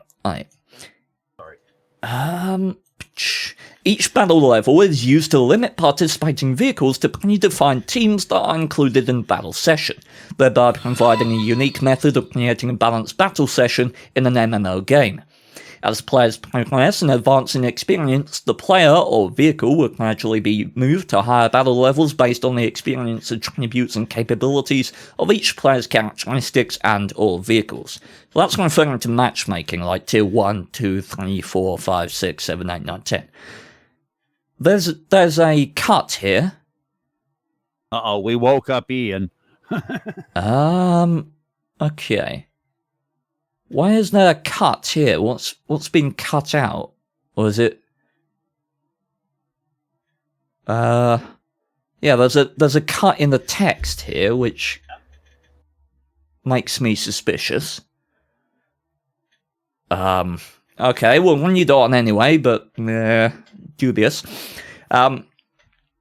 Variety of gameplay while experiencing both wins and losses. According to one aspect, a player may be placed randomly or sequentially in any suitable battle level. However, according to another aspect, players who have just acquired a new higher tier vehicle are encouraged by being placed into battle sessions near the lower boundary of that vehicle's accessibility range, which allows the player to feel more comfortable in the game. With time, the balancing system starts putting them into higher level battle sessions, which creates a challenge of playing the game with more upgraded opponent vehicles. Details on how this aspect is performed are provided below. So this is a matchmaking change that happened a while back. What it does is when your vehicle is stock, you are more likely to see enemy vehicles of the same tier. And I believe other vehicles that are stock. So if you played like one game in a vehicle or something like that, you're more likely to see same tier and below vehicles than if you played 50 games, got it fully upgraded. On the right here, randomly into any battle level acceptable based on the same battle level 801. In another aspect, a vehicle may be placed in sequentially increasing battle levels based on table 801. For example, when a user, I guess? Or when a use acquires a new tier 4 light tank, the first time the user plays a game with that tier 4 light tank, the matchmaking server might force the vehicle to be assigned to a battle session of battle level 4. That's what I was talking about. When the player plays a second game session using the same tier 4 light tank, the matchmaking server might force the vehicle to be assigned to a battle session of level 5. Third game session, 6. Fourth game session, 7. I imagine 5, 6, 7 here are not referring to tiers unless this data is from a while ago, back when light tanks could see those tiers. If this was considered recently, this is probably referring to a scale, like you assign 1 to 10 for the difficulty of the algorithm that decides the matchmaking. The third game session, level 6, level 7, so forth until the 7th battle session where the vehicle is in battle level 10. Yeah, so it will be what I said then. After that, the matchmaking server might start over at battle level 4. Alternatively, the sequence might proceed in decreasing battle level order, and or might start in the middle of the applicable range of battle levels. According to another aspect, the matchmaking server may store a win/loss percentage for each user or vehicle at a given battle level. As the player's win/loss ratio decreases, the player becomes more likely to be placed in battles having battle levels at the lower end of the allowable range, whereas the player's win-loss ratio increases, the player becomes more likely to be placed in battles having battle levels at the upper end of the allowable range. That's what you underline? Oh, okay. Thus, when a player has been repeatedly put into too many difficult battles, the balancing is done in favour of easier battle sessions, thereby encouraging the player to by providing an easier game environment. Similarly, when the player has been put into too many easy battles, the battle is done in favour of harder battle sessions, thereby keeping the player challenged instead of letting the player become bored with the easy games. A first possible algorithm is to divide the permissible battle levels evenly across a range from 0 to 2 and place the vehicles into the battle level corresponding to the win/loss ratio, where any ratio greater than 2 automatically results in the vehicle being placed in the highest possible battle level. Another possible algorithm is to increase the battle level by 1 within the permissible range for a vehicle each time a player wins a battle with that vehicle, and decrease the battle level by 1 within the permissible range each time the player loses the battle with that vehicle. I'm not Can saying... I stop you for a second, Steve? Yeah, you may. Okay, for anybody just joining in here, this is about matchmaking, but personally, we don't believe it, and we're looking at information to try and understand why the claim is being made. We're not saying this is actual truth or anything like that at all, so don't go freaking out about matchmaking and stuff like that. And plus, like, this is all... I don't have a problem with any of this. None of it. There's nothing that had been said here, or even suggested here, which is rigging matchmaking. Right? Any of it. Is any of this about rigging matchmaking? No. It's about balancing it. How can you read this and come out of this saying it's then rigging the matchmaking for Unicums? I understand there's a lot of context I'm missing because I'm skimming through the video here. But to me, it's just this page. It's literally, the entire video is just this page. Yeah. What? When you read, this is it. And it's questioned because one part of it's cut. Yeah, what part is cut out here, for one thing? Like, what part is cut out here? Because that seems suspicious to me. There's a lot more cut out here as well.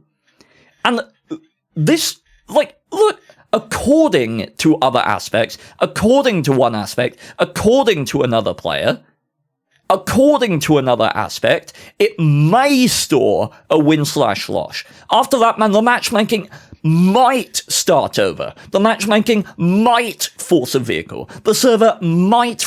This reads to me like someone is trying to cover their own ass so they don't get sued by and also, Steve, claiming that something is happening when it's not. Also, Stephen, what I'm seeing from a couple people in chat, they've been digging a little, and that patent's from 2012. Yeah. It's I mean, this seems like utter bollocks to me off the bat. I call it a bullshit, so yeah. Like, I am very, very skeptical. Like, because, I mean, it's like the moon landing deniers. Like, not moon landing, sorry, flat Earth. Right? I think being skeptical of the moon landing probably, it's leaps and bounds more reasonable than believing that the Earth is flat. But the biggest question you can ask about, people would believe that the Earth is flat is why? Why would that possibly happen? And in the same way here, for one thing, all I read in that is about trying to make the experience balanced for players, so it's not too easy and it's not too hard, not rigging so that people always lose or always win. But, yeah, I think... I forgot what I thought. Never mind, I'm going to play World of Tanks now. And just one other thing I want to put in, though, that somebody dropped, and this is important to remember, too, that if you'll read that there, from that live. Do we have a patent number? I'm willing to go pull it up. Okay, yeah, hang on. Can we get that link again? I closed it. Well, I believe this is the same friggin' one here. Where the hell? Damn it, I don't have the damn thing now. Somebody else will have that link there. There. Okay, right there. I'll take care of that. Don't worry. Sorry for... Yeah, I'll grab it. Yeah, Guardian, you make a good point. For a company like Wargaming, I can only imagine that they've got a huge number of patents out on various game mechanics and game aspects that they have never used or implemented. Right? I mean, you have to, as a company. So much of being a company as big as Wargaming is covering your own ass from various legal ramifications and problems. It would not surprise me at all if this was a patent for an idea that they had way back, and it just never got implemented because they evolved matchmaking in other ways, right? And the fact that there's so Thank many you, Fert. mays and it might and this and that, it's exactly that. It's like we might do this. It's like I might go to the store today. The sun might explode next year. You know what I mean? One of these is more likely than the other. Okay, so let me scribble down this patent number. Right. If you don't patent it, it could be patented to someone else, and then they could stop you doing it. Yeah, exactly. So this is the thing that I'm seeing. Let's see. Patents. Google.com. /patent. Hey, Lanky Panda. No, I didn't predict this. I said it might. That's not a prediction. US 84 Speculation. 8425330. Okay, so that's what I'm getting. I don't know if that link will work, but that's what it says at the top in the video, I think. Let me just want you to look at that. Patents.google.com /patent US 8425330. I'm dropping that to you on Discord. Okay. It's not on YouTube, so the sun will not explode. Yeah, things are only true if they're on YouTube. One of my favorite things to watch on YouTube is conspiracy video things like. Let's just hang on. Bear with me, chat. Bear with me. I want to show you the best guy ever. Hang on 1 second. If that's the same patent you're giving the link to there, I don't see why we need to keep giving out permissions on it. We've kind of covered it. I'll give the one more permission, but if it's the same thing, check the patent number at the end. If it's the same one, there's no sense of repeating it. You know what I mean? So I'll permit to one other person there. There you go. Drop that link again. But then if it's the same thing that's being dropped, there's no sense of repeating it. All right, chat. So this, and I hope this brings you hours of entertainment. This is CC, Chris, from New York, Westchester County. Chris is my favorite. He is my absolute favorite. You can see his repertoire of fantastic content here. You can kind of get an idea of what he's into. Let's pick one just to see. What do we think, Peabody? Pick one of the videos on screen from our good friend CC here, and we'll watch like half a scroll a little bit more. Okay, scrolling. No, you got me. I want the one with the moon shot there. The one with the moon? Okay, alright, here we go. Let's have a look at the moon. He's filming the moon. What a guy. Okay, Chris, come on, what you got for us? Flat too, by the way, folks. Eh? I don't know, maybe it is. Chris is going to tell us all about it. Let's see. Oh. I'm hoping to God this guy's against it. I was able to make it home in time.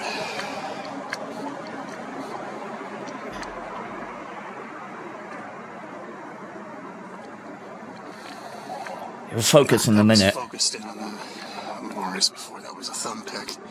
I was focusing on the moon. Go on, Chris, you can do it.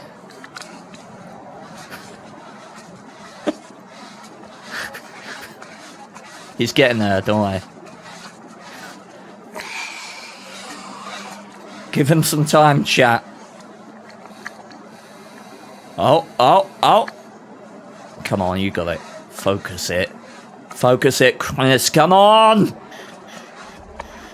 Oh, it's... There she is. Gorgeous. Absolutely gorgeous.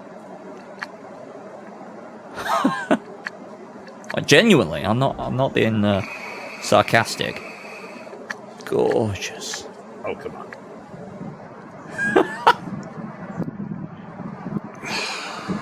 Look at her! A little chilly out here, guys. I think you picked the wrong video, Peabody. Not for me, man, because I own a telescope, and even from the city, I've seen that sight with my own bare eyes, and there's nothing, as enlightening as to stand there on your balcony in the middle of the night and look up at the full moon and see the moon horizon rotating into view, the mountains of the moon rolling up over the horizon into view. Okay, chat. Pick better than Peabody. All right, you're gonna pick one where he's landing. All right, this is what we want. We want him to land. So pick one where he's landing.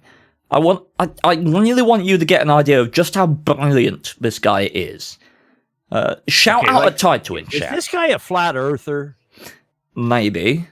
I was hoping he was ranting against it, but anyway. Oh yeah, he totally is. Jumpsuits. Okay, let's go for jumpsuits in space. I believe you forgot that you pressed battle. No, I didn't. Okay, here we go, chat. Jumpsuits in space. Good morning, good evening, good afternoon, wherever you may be. CC here, Chris, from New York, Westchester County. Hello. It's 10/7/22, and it's a Friday. And I like to give you something to think about on Fridays. Over the weekend, just in case if I'm unable to put a weekend video out. However, now that we're entering winter, and we're entering that clear, crisp I'm sorry, but air, his head looks like I can now utilize my slamming into solid P1000. bricks. And I'll be doing some terrace talk at some point too. I have some things coming up in my life, some changes. See you later, Grant. Guys. You're always nudging me about that. No. This is career wise. Come on, say something stupid, please. So we'll see what happens. I think you'll be hearing from me. I'm not gonna not put videos out, but it's gonna be. Come on, Chris. We'll see. Anyway, step on the verbal landmine, please. SpaceX. It's funny. I love here we go. SpaceX because SpaceX is a spoof off of NASA. They all work together. Don't you understand that? Don't you seem to understand that NASA is the umbrella to every space agency out there? You cannot launch anything into space. What people think space is, when it's really nothing. We're covered with a dome. But you can't launch anything, high altitude, anything, until you get permission from NASA or the government, which is owned by NASA. Everything is. NASA is just another. How should we put it? It's just there to continue the fakeness of space. Okay, they're there to make you still think that you live on a spinning wet ball, and that there's space, and there are planets, and there's universes, and other universes out there. And, hey, maybe there are. Who knows? That could be very well be. We have more land, and we have extraterrestrials. Remember, guys, there are aliens, but they're not from where you think they're from. You see, when there's more land outside of our area, that's called extra land. Extraterrestrials. It's a simple concept.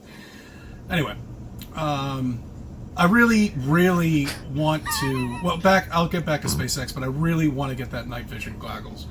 I've got to, and I've got to get a new tripod. I don't know what the hell's the matter with this tripod for the thing that I bought for the camera, but anyway, I'm going to work on that night vision goggles.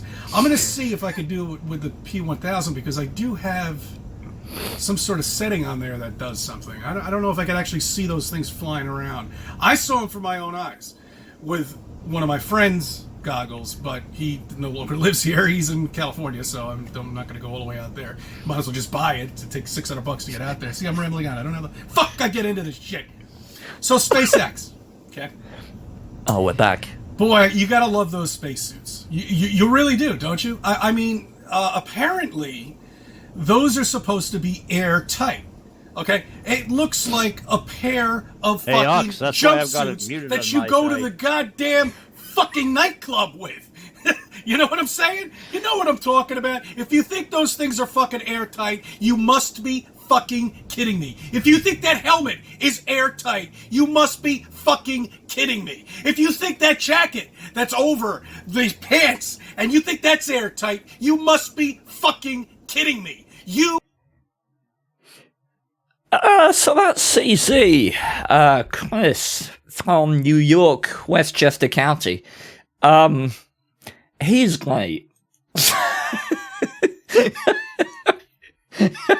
Yeah, You know, you're better to be that way too. I don't have the patience to listen to blabbering idiots like that. He's just great though. You never know what he's gonna say. Okay, so there's the link to CC. He's fantastic. The man deserves all the success in the world. One of my favorite things. Oh God! Ow! Why? One of my favorite things, and people, this may make your brain explode. Well, I'm not listening. I'm just hoping we get back on track before. Yeah. I'm just going to tell you this one. So what happened was there was a guy who was attempting to prove that the Earth is flat, and so what he did was he got a. Do you know there's laser thermometers, right? Okay, yeah. So he got a laser thermometer and attempted to measure.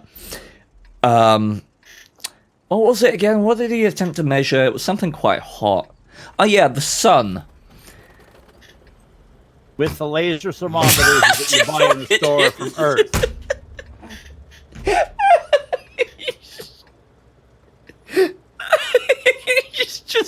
He's standing out there on a sunny day, pointing the laser. He's going, see, it's not hot. It's only reading like, oh no, why? That's almost as bad as me taking my friggin' oven temp thermometer and going to want to check the temperature of the volcano as it's erupting. It's got to be one of my favorites. The other one is, and a lot of people will probably know about this. My other favorite one is Bob. We all know Bob. I reckon most people will know Bob. Glad I don't know these people.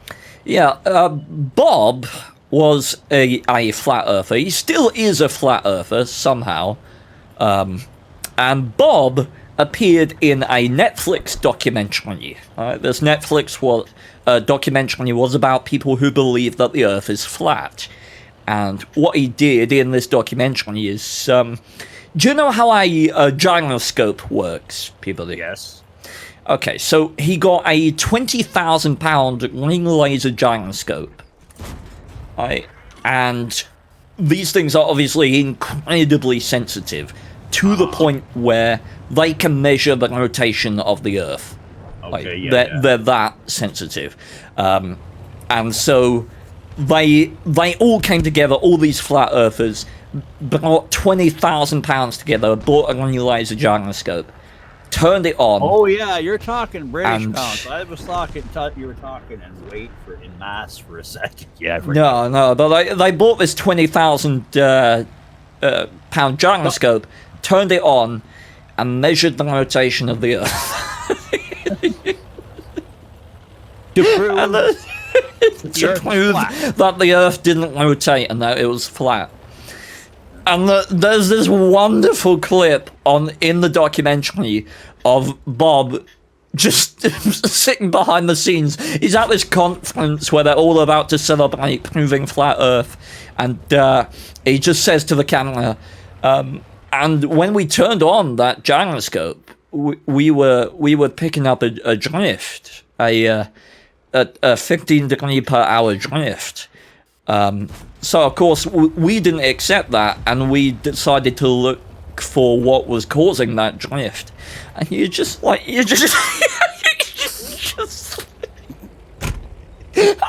please, you're fucking killing me here. Go back to playing tanks, please. And there was another guy in that same documentary who proved that the Earth was curved as well. Oh man, I love these. I love them so much. They are my favorite people.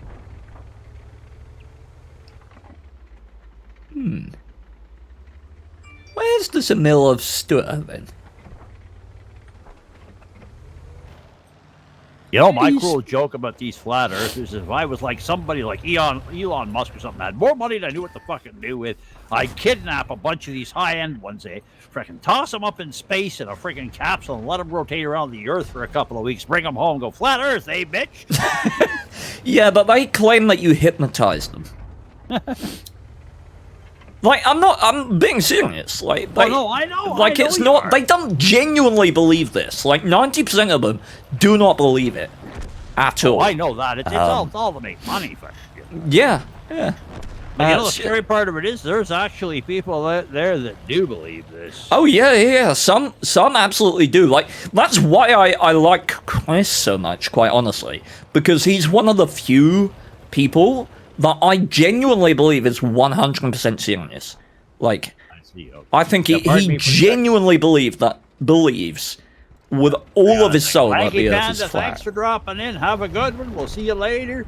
We have a stream tomorrow, and I believe it'll be the next stream after that in February, the first weekend of February. We got a couple of little events going on. Could be some fun and games. There'll be a couple of prizes there. So don't forget to catch the streams on Saturday and Sunday, first Saturday and Sunday in February. Yeah, what he said. Oh man, now you appear. But leave me alone. He didn't spot me. That's hilarious. Yeah. E-messages, can we stop promoting fake news, please? We're not promoting it, we're laughing at it, but I tend to agree. I didn't have a headache until a few minutes ago.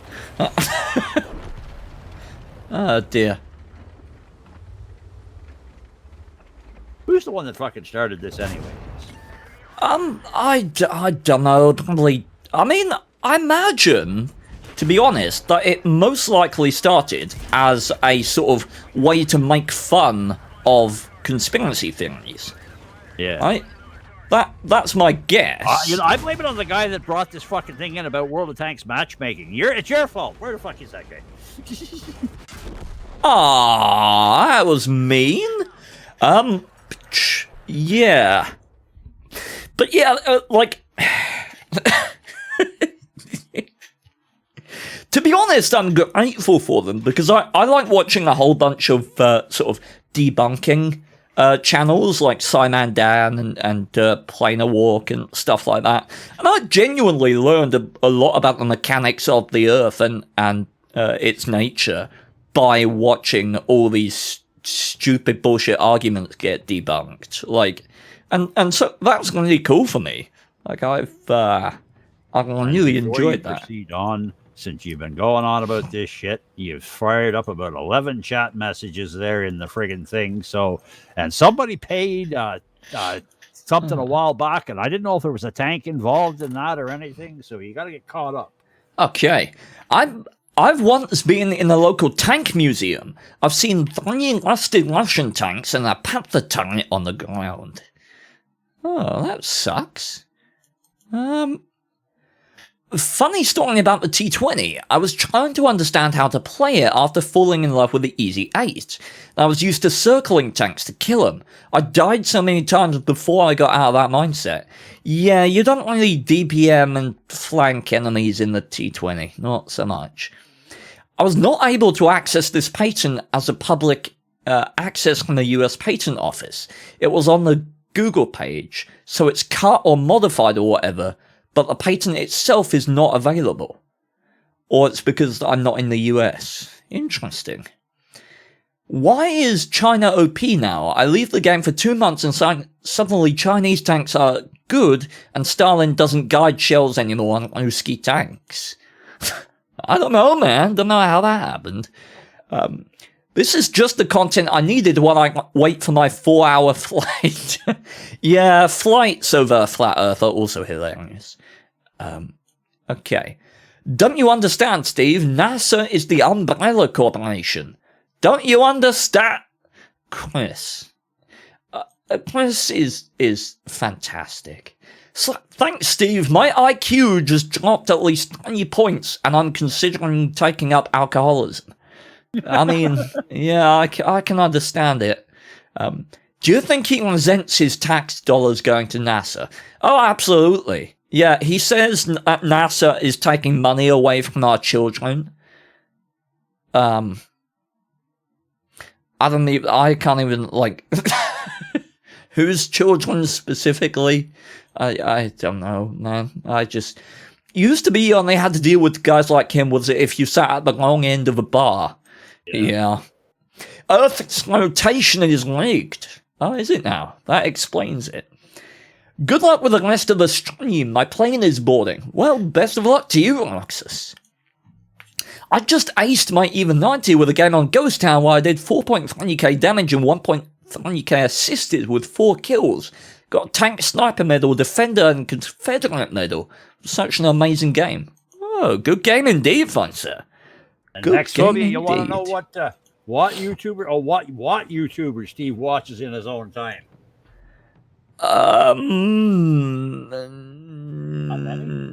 No one?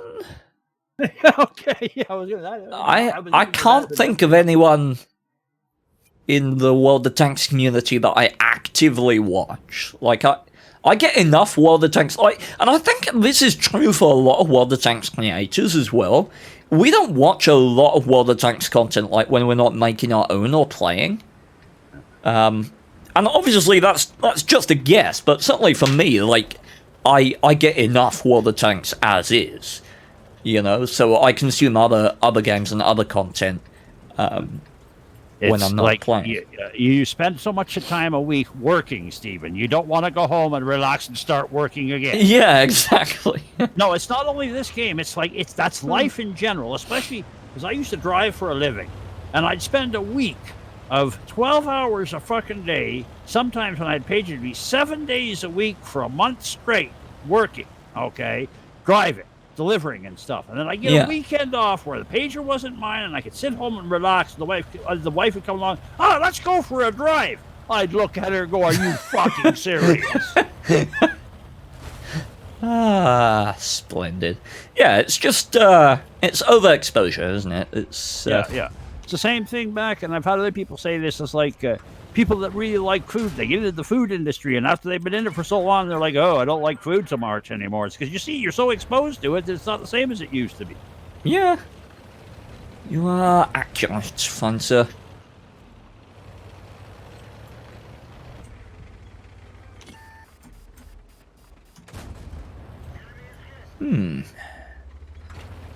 Doobie-doobie-doob-doobie-doo. Yeah, Robert the Killer, I used to run a courier back in the days before fax machines become a thing. Here in Ottawa, I ran for, a private company, but I did a lot of Bell Northern research and Northern Telecom contracts and stuff like that. They were frickin' gold mines too. Oh, God. Okay. Well, this is a complex affair, really? Oh, come on now.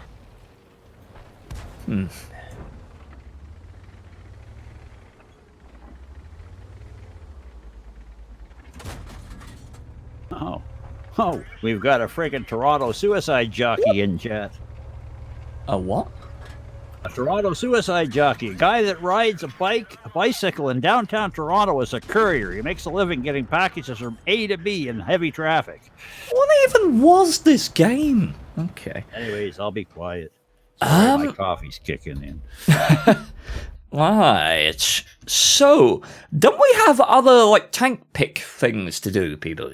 Oh, we got lots of stuff. Yeah, check your paid tank request, because there's one long one that came in at the last, and I don't know what that was. I think that was the T20 again, which I did. Yeah, but there was a T20 that came in, and somebody put a big, long friggin' thing in. Yeah, that was Infomaster with the T20 again. Well, he wants you to play it again. Yeah, I did play it again. Oh, you did play it again. Okay, so we're done the T20. Fine. All right, well, then you're back to your either 3 marking, or you can take one from the list. What do you want? One from the list, please, and I'll answer Hex Phobia's question. Did you do, and I'm not going to fuck around, did you do the HE Foch 155 yesterday? I didn't, no. So that's the next one then. You're doing the HE Foch 155. Okay. Hex Phobia asked, what tips and advice do you have for growing as a what YouTuber? Well, you've got to realize that, you can take what YouTuber out of that sentence, in essence. Yeah. Right? I mean, growing as a YouTuber is a whole bag of worms without adding, specifics of the World of Tanks community on top of it. You've got SEO optimization. You've got to remember, my YouTube channel is sort of middling. Like, it's not ridiculously successful. I'm losing subscribers at the moment, but I mean, that's to be expected given my scheduled disruptions with the fitness site and stuff like that. Generally, I'm holding about average around 30,000 subs, something like that. So bear in mind, like, you're asking me, for me, it's just about consistency for an extended period. Like, I've been doing this for 7-8 years. The thing I'd impress upon you is when you're starting out, you will learn to value that time. And it's a shame when you're in it, right? When you're starting, you're always thinking, oh, how I wish I could grow, how I wish I could get more subs, without realizing that the time you have now is the time that you grow into a better creator, right? It's the time that you have to put out videos that are utterly shit. And to be clear, any YouTuber worth his salt is going to look back on the videos that he's made a year, 2 years, and think, oh, I could have done that better, I could have done that better, oh, this is cringy, right? That's part of growing as a person and a creator. The best thing I can encourage you to do is to just make videos, right? Regardless of what it might be, create videos. Every time you cut a video in an editing software, every time you export it, every time you make a thumbnail or do anything like that, that is practice that can fuel your skills and make you a better creator, right? Create videos, because at the end of the day, you are going to think they're shit. And it is your mission, right, as a creator, to think in 1 year, in 2 years, that the videos you make now are shit, because it means that you've got better, right? If you get 2 years down the line and you still think that your videos are good, either you're a good creator in your opinion, or you haven't progressed at all, right? So, or you don't give a shit. Yeah, just make videos. Just create whatever you want to and consider it practice. Try and innovate and try and do something new with your videos if you can, but just make them, right? Yeah. And can I add a couple of things too? Yeah, huh? You got to remember also, it don't matter what platform, creating content for viewers and things, if as much as you'd like to succeed, if you put too much personal value, and what's the right word I'm looking for, but if you take it too personally, if it doesn't succeed like you think it should, it will drive you nuts. There is a mind thing in this that you got to keep control of. You can't let it get to you, especially if you see a friend that's doing real well and you're not doing real well. You can't let that get at you. Another thing you got to remember when you're doing videos and for things, like you said, a Watt YouTuber. Well, dude, if you're starting out, you're already trying to step into an ocean of content and make yourself seen among all the other big fishes. It ain't going to be easy. You're better off, like Steve says, make content, maybe some but look for something that maybe at some point, it's not so already flooded, because make content that make content that you enjoy making. Like, at the end of the day, very few YouTubers start out doing the thing that makes them successful. Very few YouTubers.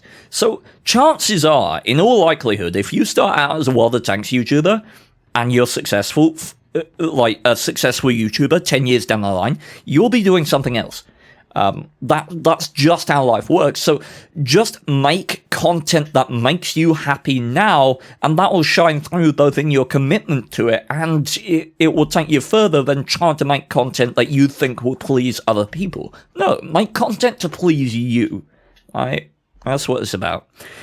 Prime example of that is my YouTube videos from my scrap mechanic Twitch. One of the last one, I said something that was kind of politically, and at the end of it, I said, if you don't like it, too fucking bad, change video. Nice. Okay. So, someone asked about like tank tips, and someone in chat said something really good, which is stay alive. So many people in like tanks play very, very aggressively.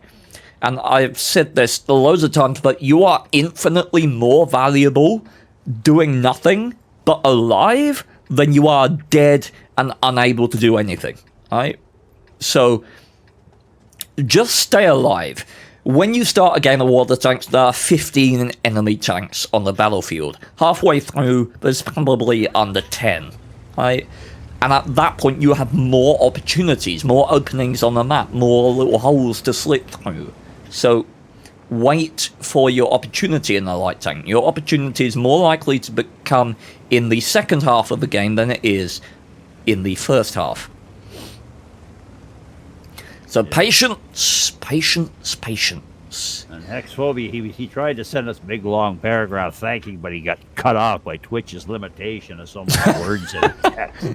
Sure, thanks, man. There, you know, we get it. You know, we don't mind helping if we can. Yeah. If I can derp a Manti in the face, it will be highly amusing. This Batchat is gonna die. At least it very much should. I got spotted, I guess. Weird angle by the 430?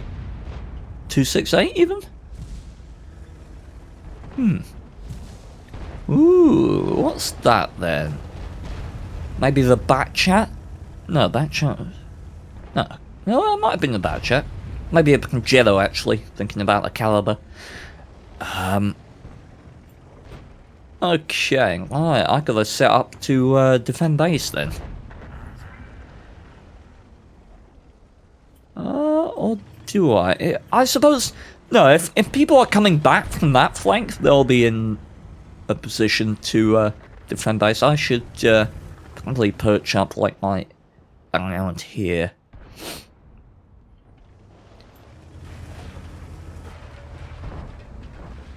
I don't want to fire a shot here that's not going to result in anything special. Oh my. Didn't want to risk staying there just because of 420 meters base view range not being very good for me. Udare's out there, good to know. Udare's there. Always worth telling your team info like that. Okay. Right now, the enemy are losing. We're in a really secure position, so I'm literally just chilling. There's no need to give the enemy team any significant advantage here. If they want to come in and get me, they can try. They can't pressure the base or cap right now, so literally all I have to do is just wait. They literally can't do anything. Spotted there. Interesting. What do we think, chat? I don't want to waste my shells. Oh, there's two in the cap. Which means they must be behind there. Can I move forward a little bit? Will I move forward? Okay, I got 30 seconds to wait on interrupting the cap. The Panzer wagon got there. Well, that's feckin' magical, isn't it? Okay, I've got to run for the cap right now. Okay. Let's go then, bitch. Wee, hello, Panzer wagon. How you doing? Yeah, Hexphobia, without starting a big friggin' firestorm in our chat, a lot of what he gets is justified because we have proof. Okay. Alright, so a clean interrupt on the Progetto, that should be a win.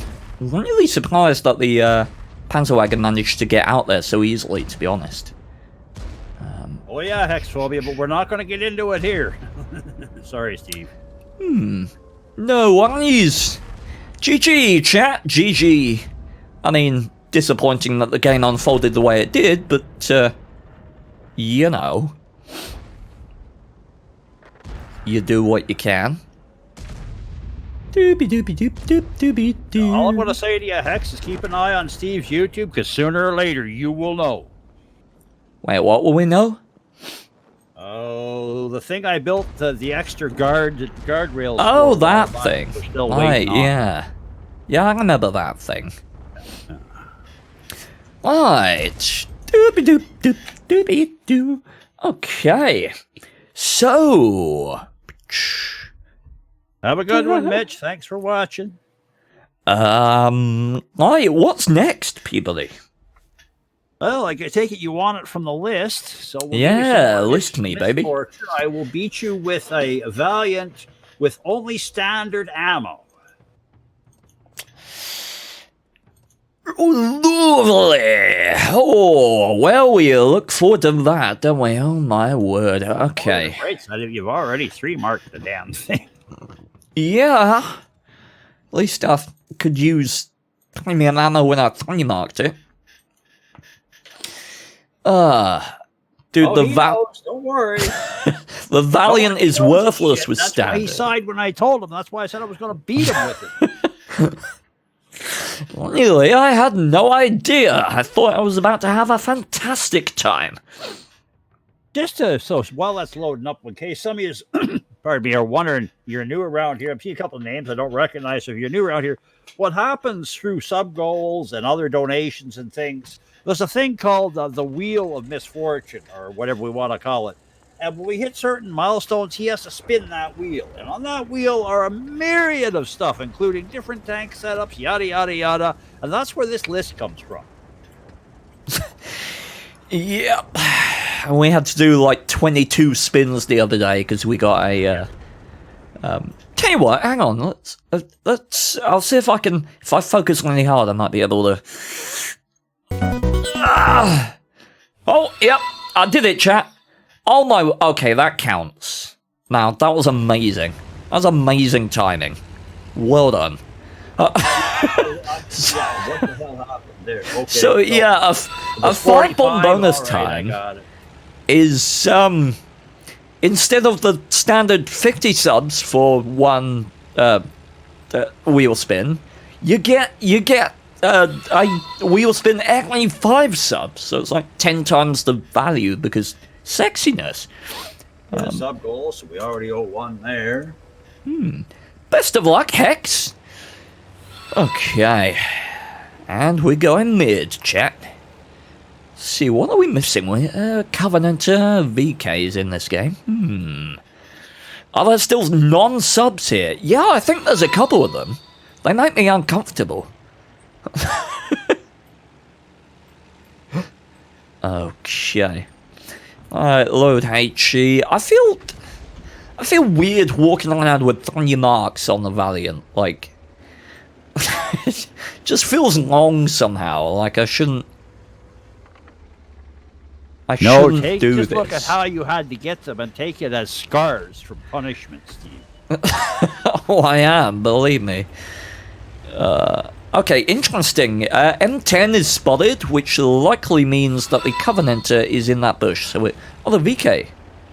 Maybe it was the VK? Oh!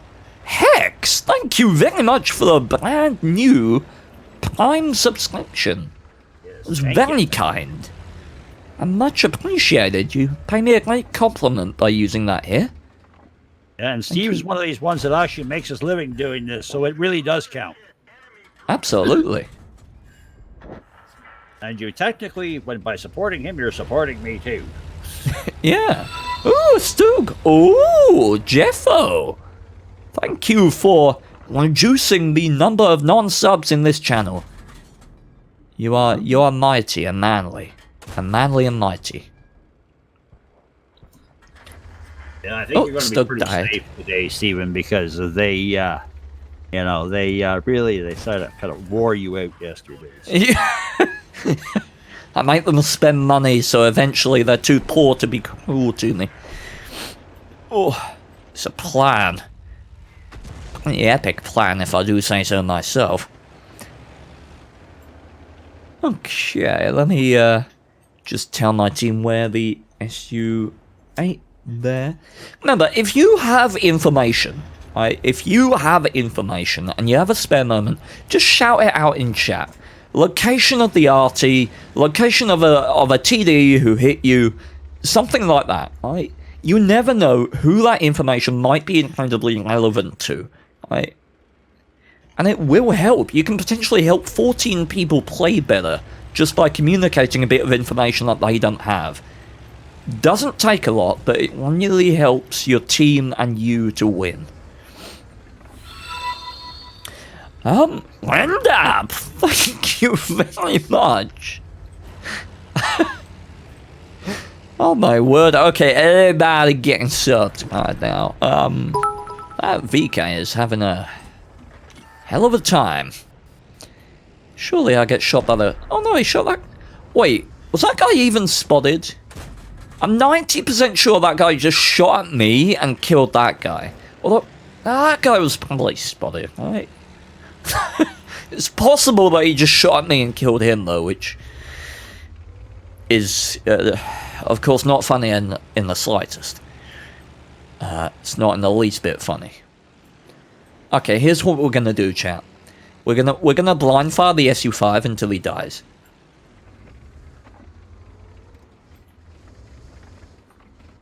Alright. Oh, okay. He's like, right there.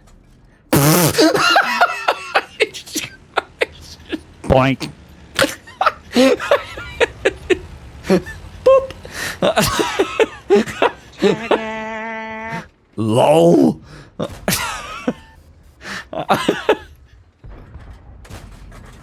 Oh. That was beautiful.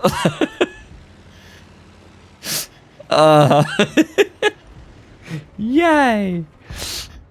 That was very satisfying, chat. Okay, 12T's moving up on the other side there, so I might plow forward right here. Can use the neck of the dead heavy tank in front of me there if I do get into trouble.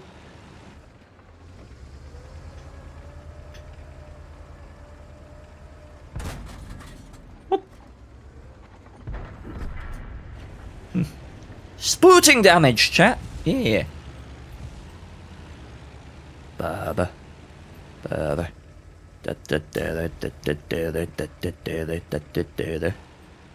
The Valiant moves up valiantly in the bushes. Ooh. Oh, howdy ha ha. SU-85 killed that VK. Interesting.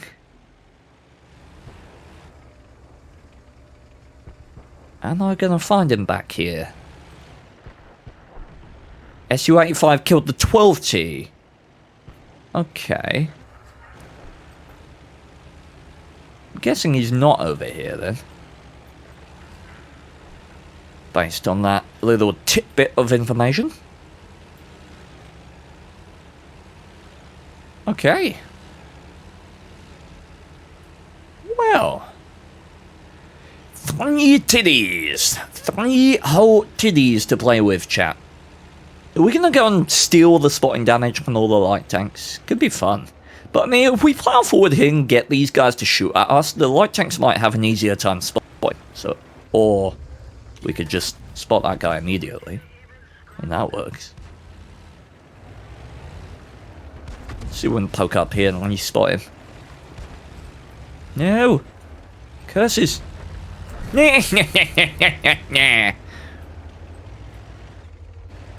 Yeah. What a valiant amount of spotting damage. Hey, shoot at me! I'm big and slow. There's a T-78 on the other side of the map, which is mildly the M10's over there as well. What? Bruh. Means all I get is an SU-5. Yep. Okay, these light tanks are gonna pulverize. Tell you what, we don't need damage in this tank at all, so let's just let everyone else. Like, I earn nothing from doing damage right now, so I'm just gonna let everyone else have damage and shots. They might be like on missions or something like that, so worth a go. You're such a nice guy. Oh, man, it's a team game, man. Ah, Mr. SU! Hug me! Hug me! Whittle waddle jelly on a plate. Wee! Wee-oh! Yeah!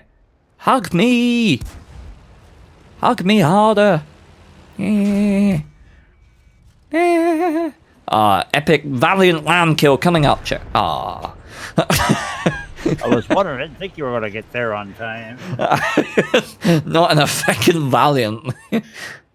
Yo, Okay. Supers is distracted. There's a sneak up, folks. Ay, ay, ay, ay, ay. Just got Drivers 11k only. spotting. 500 points max.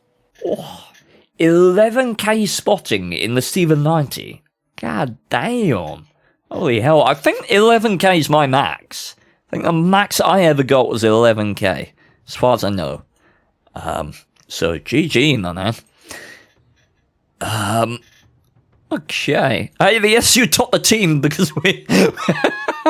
you farmed, like, loads of bonus damage on us. Okay. There was ready? a full mouse platoon? Oh, my word. Talk dirty to me. Okay, go ahead, Peabody. Change your sub goal to 3. Oh, we got a sub goal. Oh, my word. Okay. Cool. All right, that's done, and I'm assuming wheel spin. Oh, okay, 4 now. Let's see.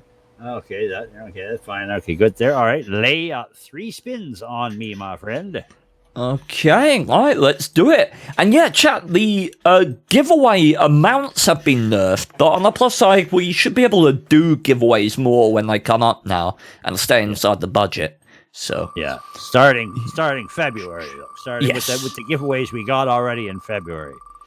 But after the last stream there, and I asked you guys, well, he was off doing something, and we all kind of agree that it's better this way. yeah, it's nice to not have to read all the giveaway ones most of the time. Okay, come on. Oh, okay, it's not so bad so far. Just 3. Last one, chat. Last one. We got this. Come on, give me something not horrible. Oh, okay. So, tank requests, the £10 donation ones, they get you 2 tank picks instead of 1. So, Yeah. Okay, Yeah. so that's what the half price means. We're not cutting Yes. the price. You get 2 for 1. yeah. So It's a logo. Yeah, Buy 1, get 1 free. yeah, exactly. Economy. Okay. All right. Let me just. Oh wow, that's convenient. Hey Peabody, I just outed the press account login, but my head just happened to be covering the password. Hey, yeah, just like a plan, chat. Hey, hey, +1 for not getting kicked out of the CC program. Yeah. Okay, cool. We're fine.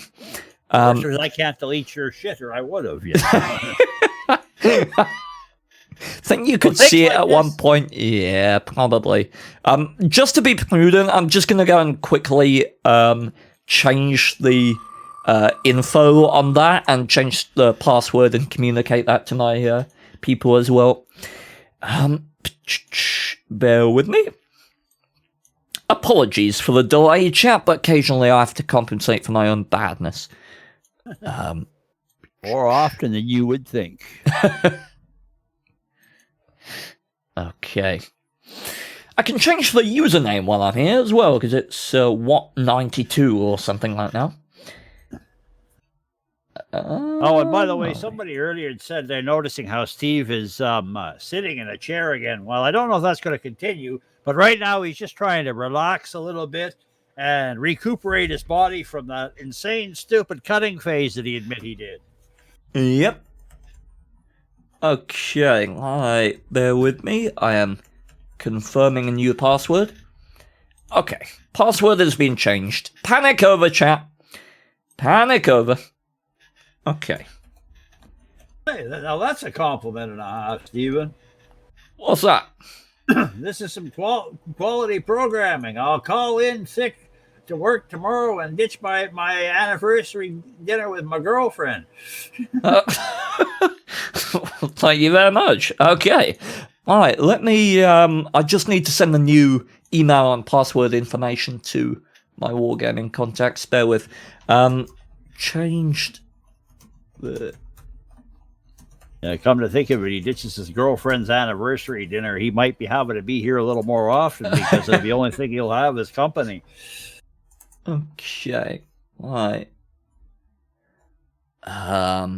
Password. Boopity boppity. Cool. You had to go and do that just after I spent all that time setting that up today. I'm sorry, people. Every fucking time. I didn't mean to. I'm just dumb. I know. That's why it even just makes it. Okay, I can't really get mad at you because you're just that much of a dumbass. I love you.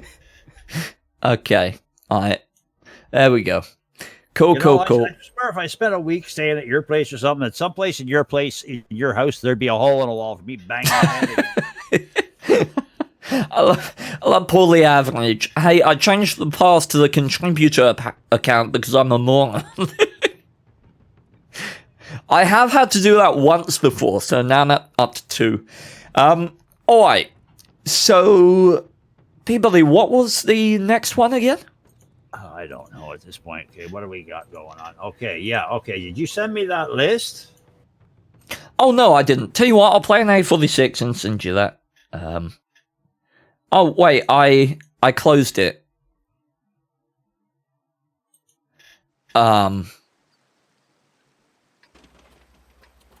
Pretty sure I was meant to just get 3 hookers.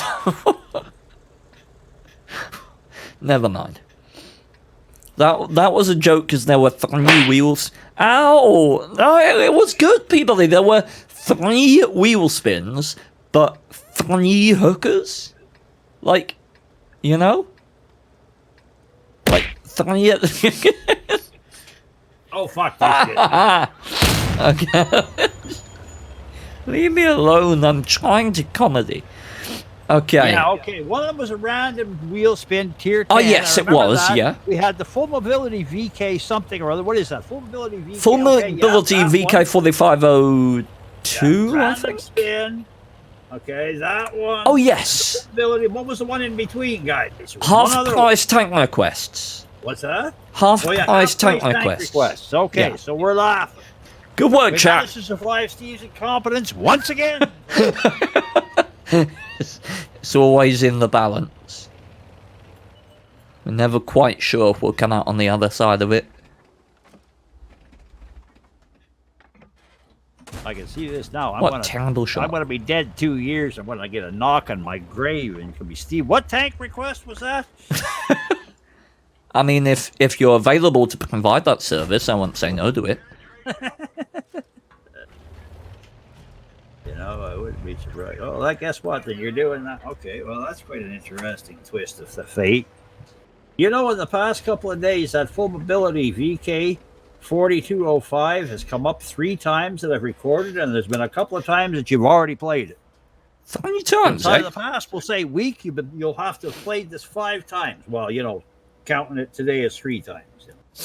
I like it. I mean, it's not that, like, of the things on the wheel, that's not, like, awful. No.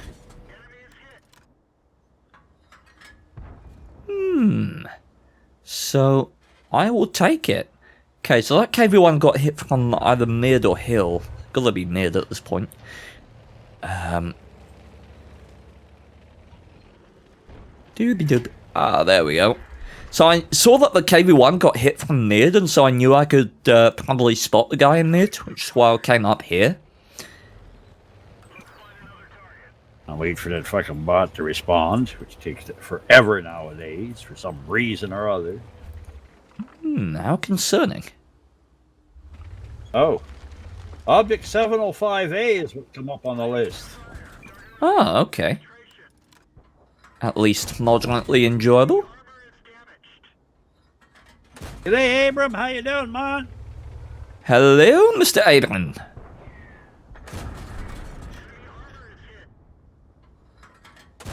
Okay, penning HE shells. Way to go, chat. Oh, God, come on! And Paul the average, you know, when I drop dead, I'm not going to rise as a leech so I can annoy everyone after my death. I'm going straight to hell and kick that motherfucker out of there and take over. This is a stick-up. Show me where the maple syrup is. Ugh.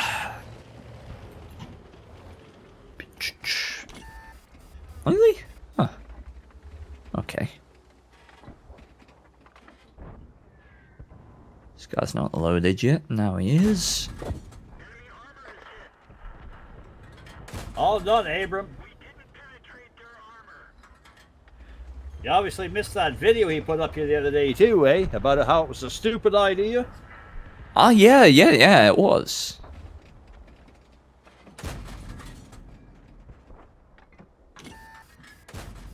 Okay, thank you, tank, for hitting the shell I fired. Okay, right. Oh my word, there's an M10 up my ass. Huh. Just scroll up in this newsroom. It dropped a couple yesterday morning, I think it was. Sorry, Stephen, I'm shutting up now. So I'm not gonna go anywhere near those guys in a top P for the opinion M10. Why would I? Are they significant to the outcome of the game? And in my opinion, no. Like, they're almost completely irrelevant. Especially if I can get into their base quick enough. What we're gonna do here, we're gonna knock this tree over. Reverse behind it so that we can shoot at this arty without being spotted. Fat lot of fucking good that did me.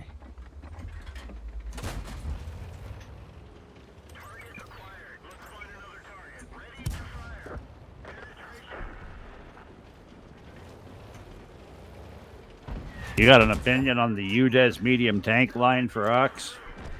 UDES medium tank line, it's not one that I played an awful lot, so I can't really give that much of an opinion on it, unfortunately. M10's come down behind me, good to know, good to know, good to know. Whee! Ow! Rude. Very rude. Okay, and this you died as well. GG, chat. GG.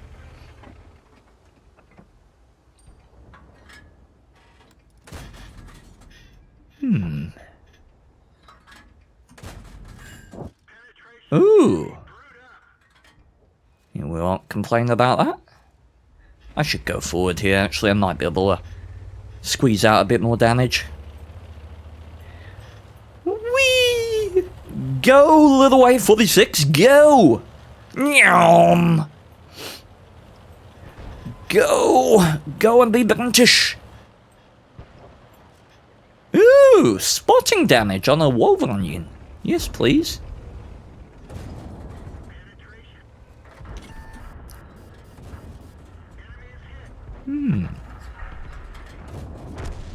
Okay. So I shot that guy because if anyone else shot a Wolverine, I would get spotting damage. But if anyone else shot that guy, they were spotting it themselves. So more logical to farm spotting damage on that guy, farm regular damage on that guy. So how did the weight cut fail miserably?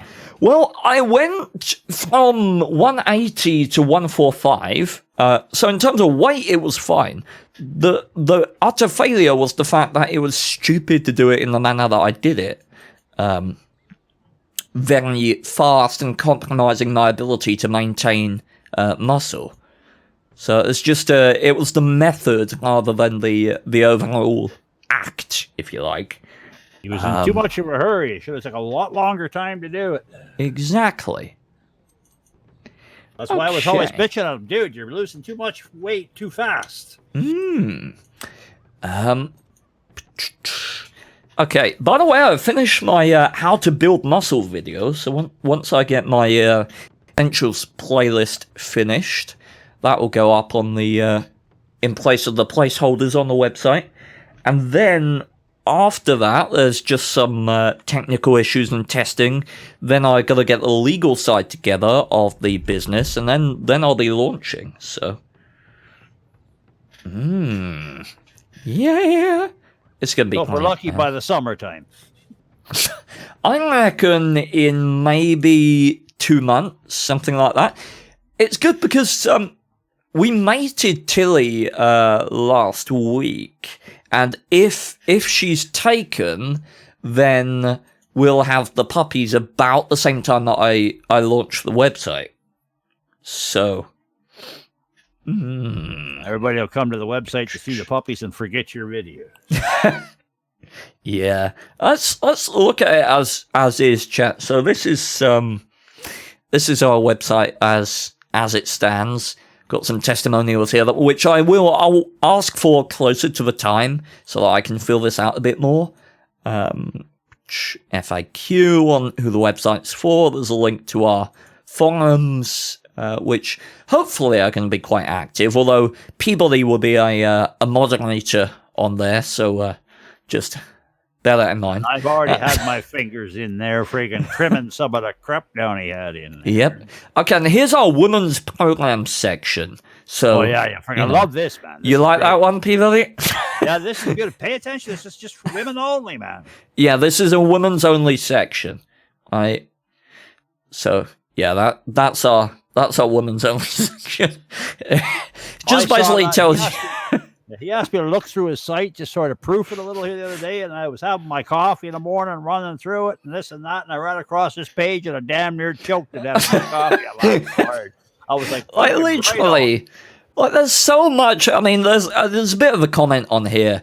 Yoga for women. Perhaps you have the idea that women should do yoga, dance, or something more ladylike. That's bullshit. Women can benefit from strength training just like men. They can get stronger, look better, and hit some badass lift numbers. I don't want to get too muscular. Another bullshit concern/excuse. People don't become muscular overnight. It takes years of dedication and effort. Weight training isn't automatically going to turn you into a jacked behemoth. In reality, it will make you stronger, healthier, and sexier. So yeah, that's our women's section. Oh, gee, Steve, you better put a section in there for the bisexuals and all that. For anything in between, yeah. The gay rights movement on your... Well, in fairness, I have a women's section, but I don't have a men's section, so I guess that's incredibly sexist already. You've got the custom plan section. So what the custom plan is, and I finally got the functionality for this done a while back. So what this is you get a video guide, you get a workouts for home or gym, depending on what you specify, put together in 7 days, a non-restrictive diet plan accommodating your favorites, and it's based around your life and commitments as well. So you've got the custom plan here, which is you apply for it using this questionnaire, which you can go through, and it asks various questions that I'd need to know to design your program, tells you a little bit about it. You can give me details that I need, blah, blah, blah. You can complete this questionnaire, then pay at the end of it. And a nice, easy, interactive way of ordering. Did you catch the comments I made about the error traps on that page? I didn't know, but I'll look into it in the week when I'm working again. What was the mask for in that photo? This was when I was doing VO2 max testing. So I went to a facility up in Birmingham, I think, and got VO2 max testing done to find out how I wanted to train. But yeah, you got the custom plan setting, and then you've got weight training for your gym plans and stuff like that. Just tells you a bit about it. There's a little thing here which gives you an idea of which difficulty you should order, depending on your capabilities. There's an example of all of my form guides, so every exercise in your program has an associated form guide. You've got a weight training tips section, and you've got the link to the forums again. And yeah, I finally... Okay, so what did I do? I finally filled out all of the info on the store page as well, so all of the little info, word on the resource page. So yeah, it's coming along, chat. Coming along. We're getting there. How long have you been lifting now, Steve? I'm 9 months in. I think probably 2 years on and off. 2 years of training in terms of weight training, if you can call it that, because it was very iffy at the start. But I've been training in total about 2.5, I think. But weight training itself, 2 years on and off. So this is my favorite thing about the site. So if you purchase a program, you get access to a program resources page. And what that is, I'll get on my account page here. So I'm logged in on my account. Let's say I purchased a program. What I can do is I can go to access. And this will show me all of the plans, all of the programs that I have access to. I can click view here. And I can go to view, and it will take me to my resource page. And this has a complete read-through guide of the entire program. So I go through the program from start to finish, explaining all of it and how it works and why it's composed in the way that it is. You have guides for every single one of the workouts from start to finish to ensure that you know what you're doing. And you have the form guides for every single workout in the program, organized in order so that you never feel lost while you're doing a workout, as well as the alternate exercises contained here as well. So, it's a lot of work, but it's designed so that someone who knows absolutely nothing about working out can sort of pursue the same changes that I have. And if I may, for a moment there. You may, yes. Yeah, Paul the Average, he made something that, one of the things is Steve is not, actually trained in any of this stuff. So for him making customized plans for people with physical disabilities and things like you said, degenerative neurological diseases and things, I don't know how he would go on that one. He'd probably might be more apt to tell you to go to a professional or something. Yeah, it states explicitly in both the FAQ and that questionnaire when you're signing up, it states explicitly, if I cannot provide you a program that I feel is appropriate for you, I will refund your money and tell you where to go, right? As in, not go up your own ass or stuff like that. I will tell you where might be able to provide you something more appropriate for you, because there are certain things that I'm not capable of providing. Like if someone did a custom program and asked me, I want you to help me deadlift 500 pounds, right? I would say, I don't know how to do that. I don't have the knowledge base. I am not the best person to be asking. Pounds. Go buy a forklift, you idiot. But yeah, there are certain areas that my knowledge base does not cover yet. I don't purport to be an authority in those areas, right? And I will actively tell people that if they request me to train those areas, I'll say, no, I don't have the knowledge base. I could get you injured, and I don't feel confident enough in that area to give advice on it, so I'm not going to. I'm still in a learning process myself, and that process will never end. Just gotta be honest with myself and everyone else at every stage of it. It's the only thing I can do.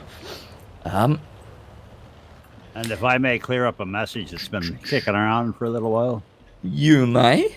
Yeah, to the magnet there. You're wondering what's Steve's succession plan there, succession plan, whatever you want to call it.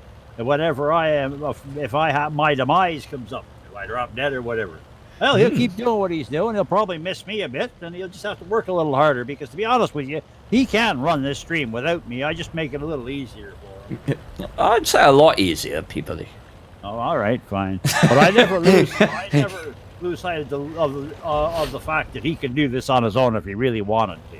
Yeah, Besides, undoubtedly. If I wasn't here, you'd have a lot more fun bugging about the stuff he fucks up that I normally cover for him.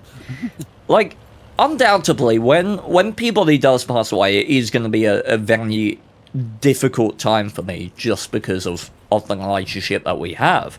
Yeah. And I think... Okay, shut the hell up, you're going to have me balling here. I just think the absence is going to be explicitly worse, because, I would still have to stream in your absence. Like, I can't True. I can't stop. I'd have to be in the environment where you were, and it's like when Toffee, our cat that we had. It's like our cat. We had her for 22 years. When she died, just walking through the house door was torturing us just because she wasn't there. You know, that was the worst thing. It was not being greeted, not having that ambience. I'll tell you, that's why me, I have, you know, it's my cats and stuff too and things. Yeah.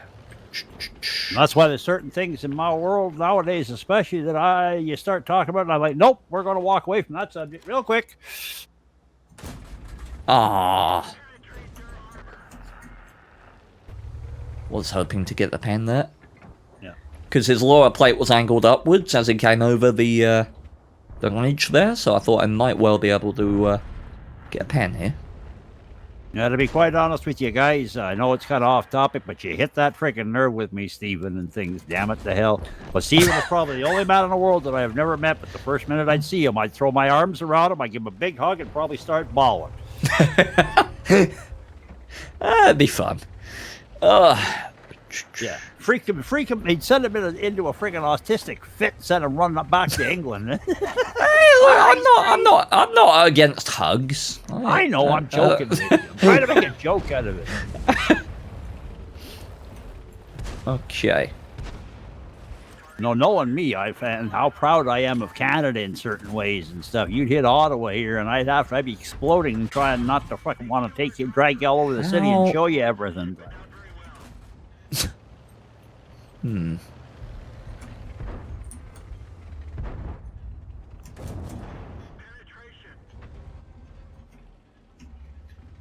Oh god, explosions.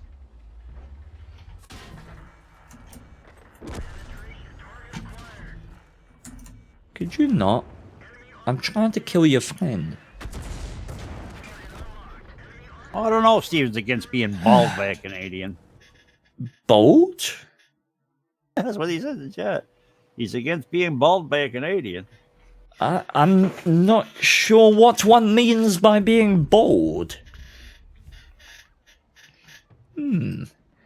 Okay, right. Silence came over chat quite quickly. Okay.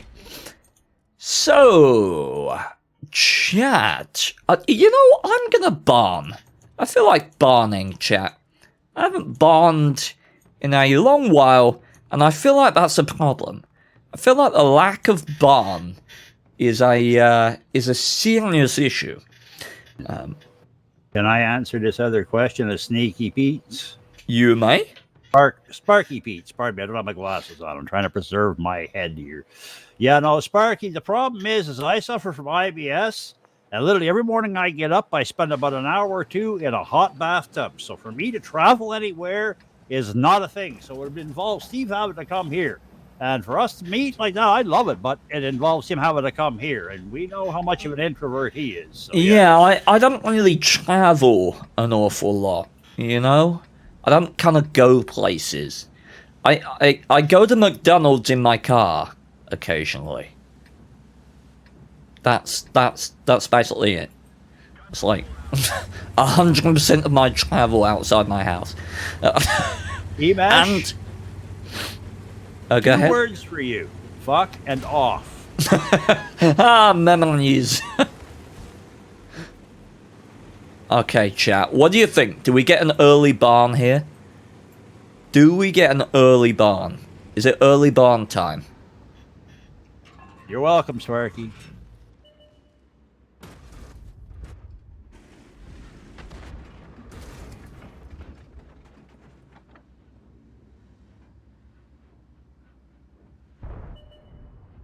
Ah, I was hoping for it, chat. I was hoping for it. Oh,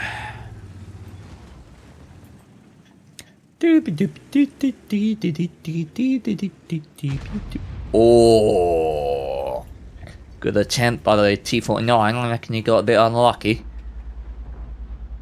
Well, he did snapshot it a bit, I think.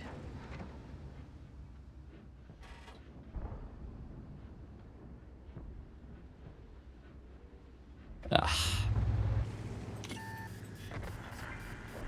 Okay. We won the bridge, which is a thing.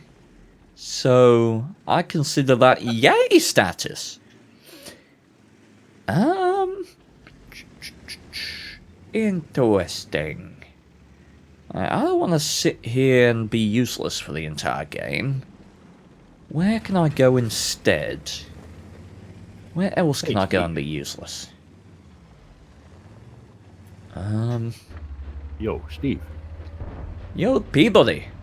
How long can you hold your breath for, man? Not a long time.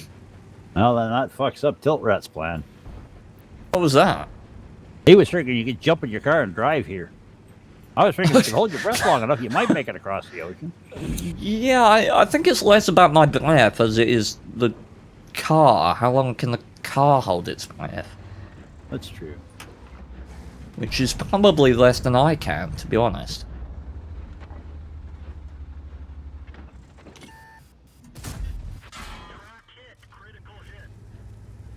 Oh. Well. If I could aim, I'd be a happier fellow. But unfortunately, I can't aim, so I'm not a particularly happy fellow. Looks like we're gonna win this game fairly easily, though. Okay, chat, where's that lock? Oh my.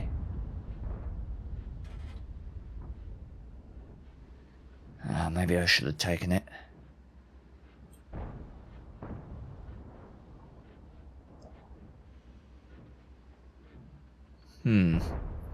E100's gotta get a respot, right? Type 61's gone back to base. That guy's out wide.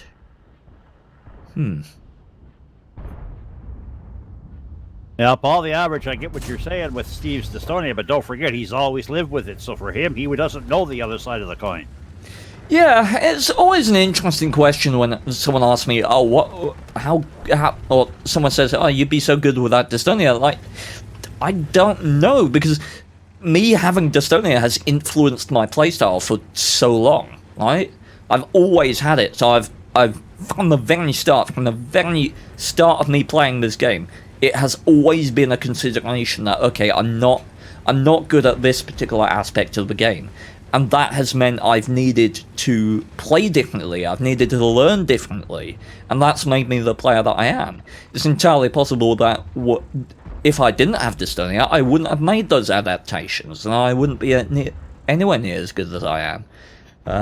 Well, you'd have been more aggressive for sure, probably. Yeah, so it's difficult. It's the road not travelled.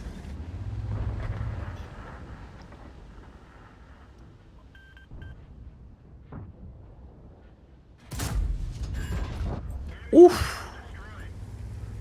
Oh, the man got dunked on. Okay, so our team tried to... Though, go ahead. Go ahead. Okay. I will say, though, and I still stand by this, if for some miracle, all of a sudden, you woke up tomorrow and your dystonia was gone permanently, world of thanks would be. Yeah, if it suddenly disappeared, then I still retain the same knowledge that I have now. Yeah, that would be a huge thing. But it's not really a thing that happens, unfortunately. Now that's an interesting spot.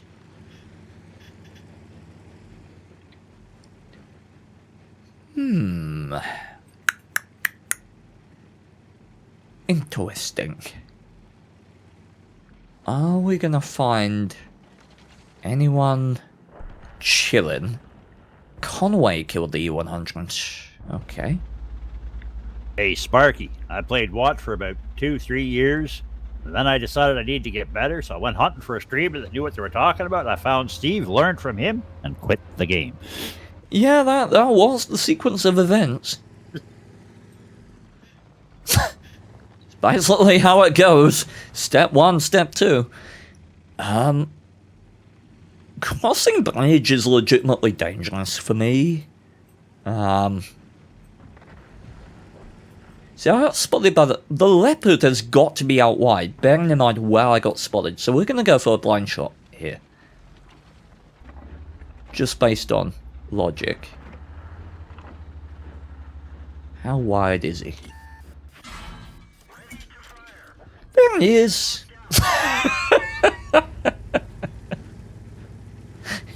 Isn't being good fun? Oh, thank you. Thank you for the ta-da. Much appreciated. Okay. So, I knew that because I got spotted moving out of that position earlier. There was no one else really there that could feasibly spot me. Blind shot after spotting me. Yeah, let's just assume that he's unspotted still, because it looks cooler, right? We'll just pretend that he was still unspotted. Okay, Cobra and whatnot are going to move on the Pangella's position at H24, so I'm going to aim up over there.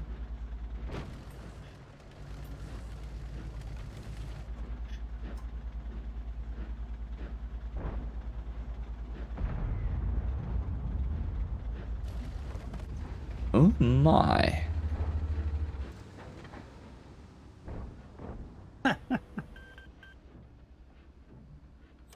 Well, hello.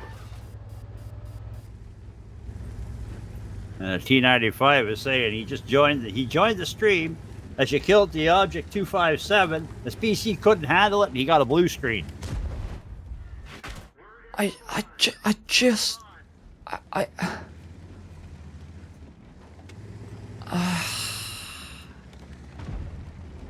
swear to God, champ. Sometimes this game.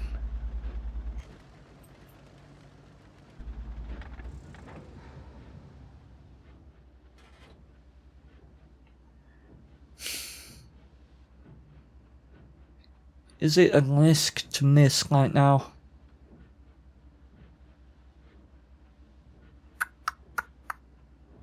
Yeah. Everybody screaming, send it. Thank you, chat. Okay, Leopard, please don't try and attack their hill from the ice road. That has already happened once this game, and it did not go well.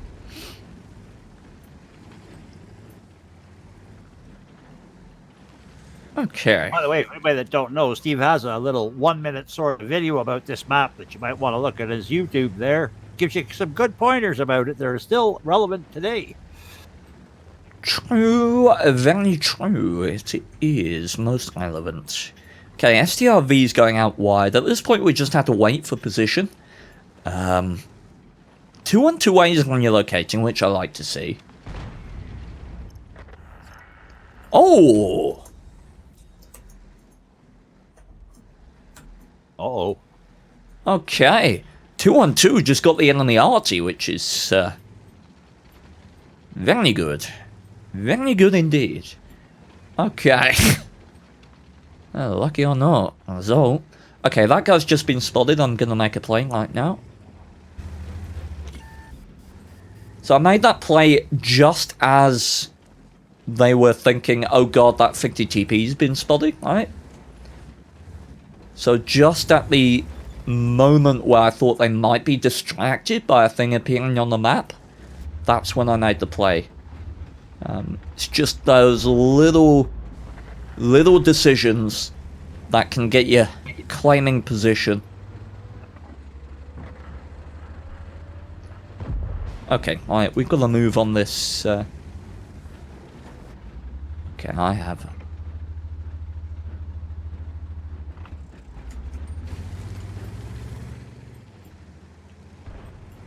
This guy shouldn't have HE loaded.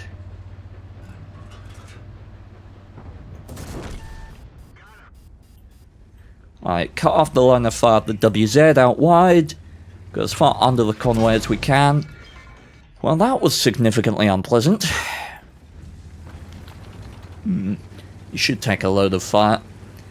Okay, AE phase 1 still potentially on full health. I need to let the AMX lead. Honestly, we wait for the team here.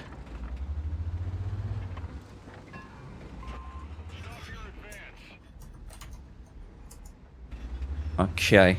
We got to wait for the team here. Leopard is moving. 50 TP is moving. What I need to do... AMX is covering that side. I need to cover this side. In case he does a cheeky poke and I can get him. Phase 1 could well be up here too, remember. Oh, what is the AMX do? Oh, See you later, dude. Sparky. Thanks for watching. What are you doing? Okay, WZ is out wide. He's on the Leo. Leo should be able to handle a WZ. 1v1. Okay, that guy is there. Okay, that's GG then.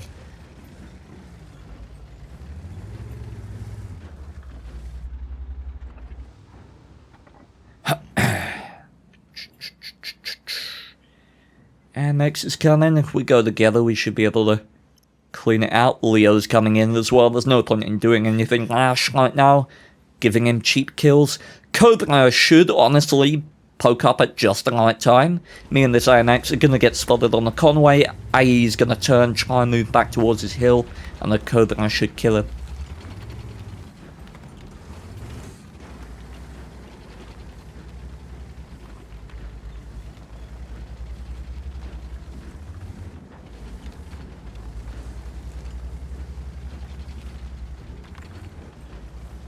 Okay. Yeah, on. Let's go. Easy kill, easy game. Cobra should be able to pound. Oh, he missed one. GG. Exactly what I predicted would happen. Lovely to see. GG. A lot of brain work there. A lot of good gameplay. So, no complaints. Oh, come on. Jump. For memes. Go! No! Dang it. Oh, well. One of our Oh! viewers complaining in chat how he got molested by an EBR when he was driving his Stevie 90. Damn thing ran straight up and over him. I just see. Okay. GG's. Okay. The Cobra did find the W key at the end. Yes, he did. He could have probably been more helpful by, being more active, but hopefully he had a good time. Oh. Right. 5 minutes out from overtime, Stephen. Yeah, I think we can call it GG there. It was nice to end on a decent barn game in my mind. But yeah, I mean, finding out that really interesting tidbit of info about the Bino's optics directive, like, that's really interesting to me. So I'm happy with what I've learned today. Alright, chat. And if I may, You may. I'm just going to say a quick thanks for watching to everybody there. As usual, if you want to find out when Steve is streaming, you're best off to be on our Discord server and have gotten his news roll from our self-serve center that's found in the Members Help Center. You just go in there and click the little emoji and you'll get his news roll, and that way anytime he puts any content up, you'll get a ping from that newsroom. Other than that, don't forget, if you're not around for tomorrow's stream, that next weekend on the 4th and 5th, we got a couple little events going on. You know, there's the President Get Down with the UE57 sync drop. The bunches are here. You already know what I'm talking about. The ones that haven't been here, we'll tell you during the stream what it's all about. We're also going to have the Honest Gaming Space Program. And again, we'll tell you what that's all about. That's going to happen next weekend. There are going to be some prizes for that. We'll hope to see you here for that. Other than that one, we'll see you tomorrow. If you're able to get here, have a good one. Thanks, everybody, for watching. Bye-bye. Okay, thanks for the shout out to that. We shall jump on his face. Alright, so, thanks for watching, everyone. Thank you for being here, Abram. And, yeah, I will see you tomorrow at 4:30 GMT time if you'd like to join me. So, yeah, fare thee well, everyone. Bye. Oh.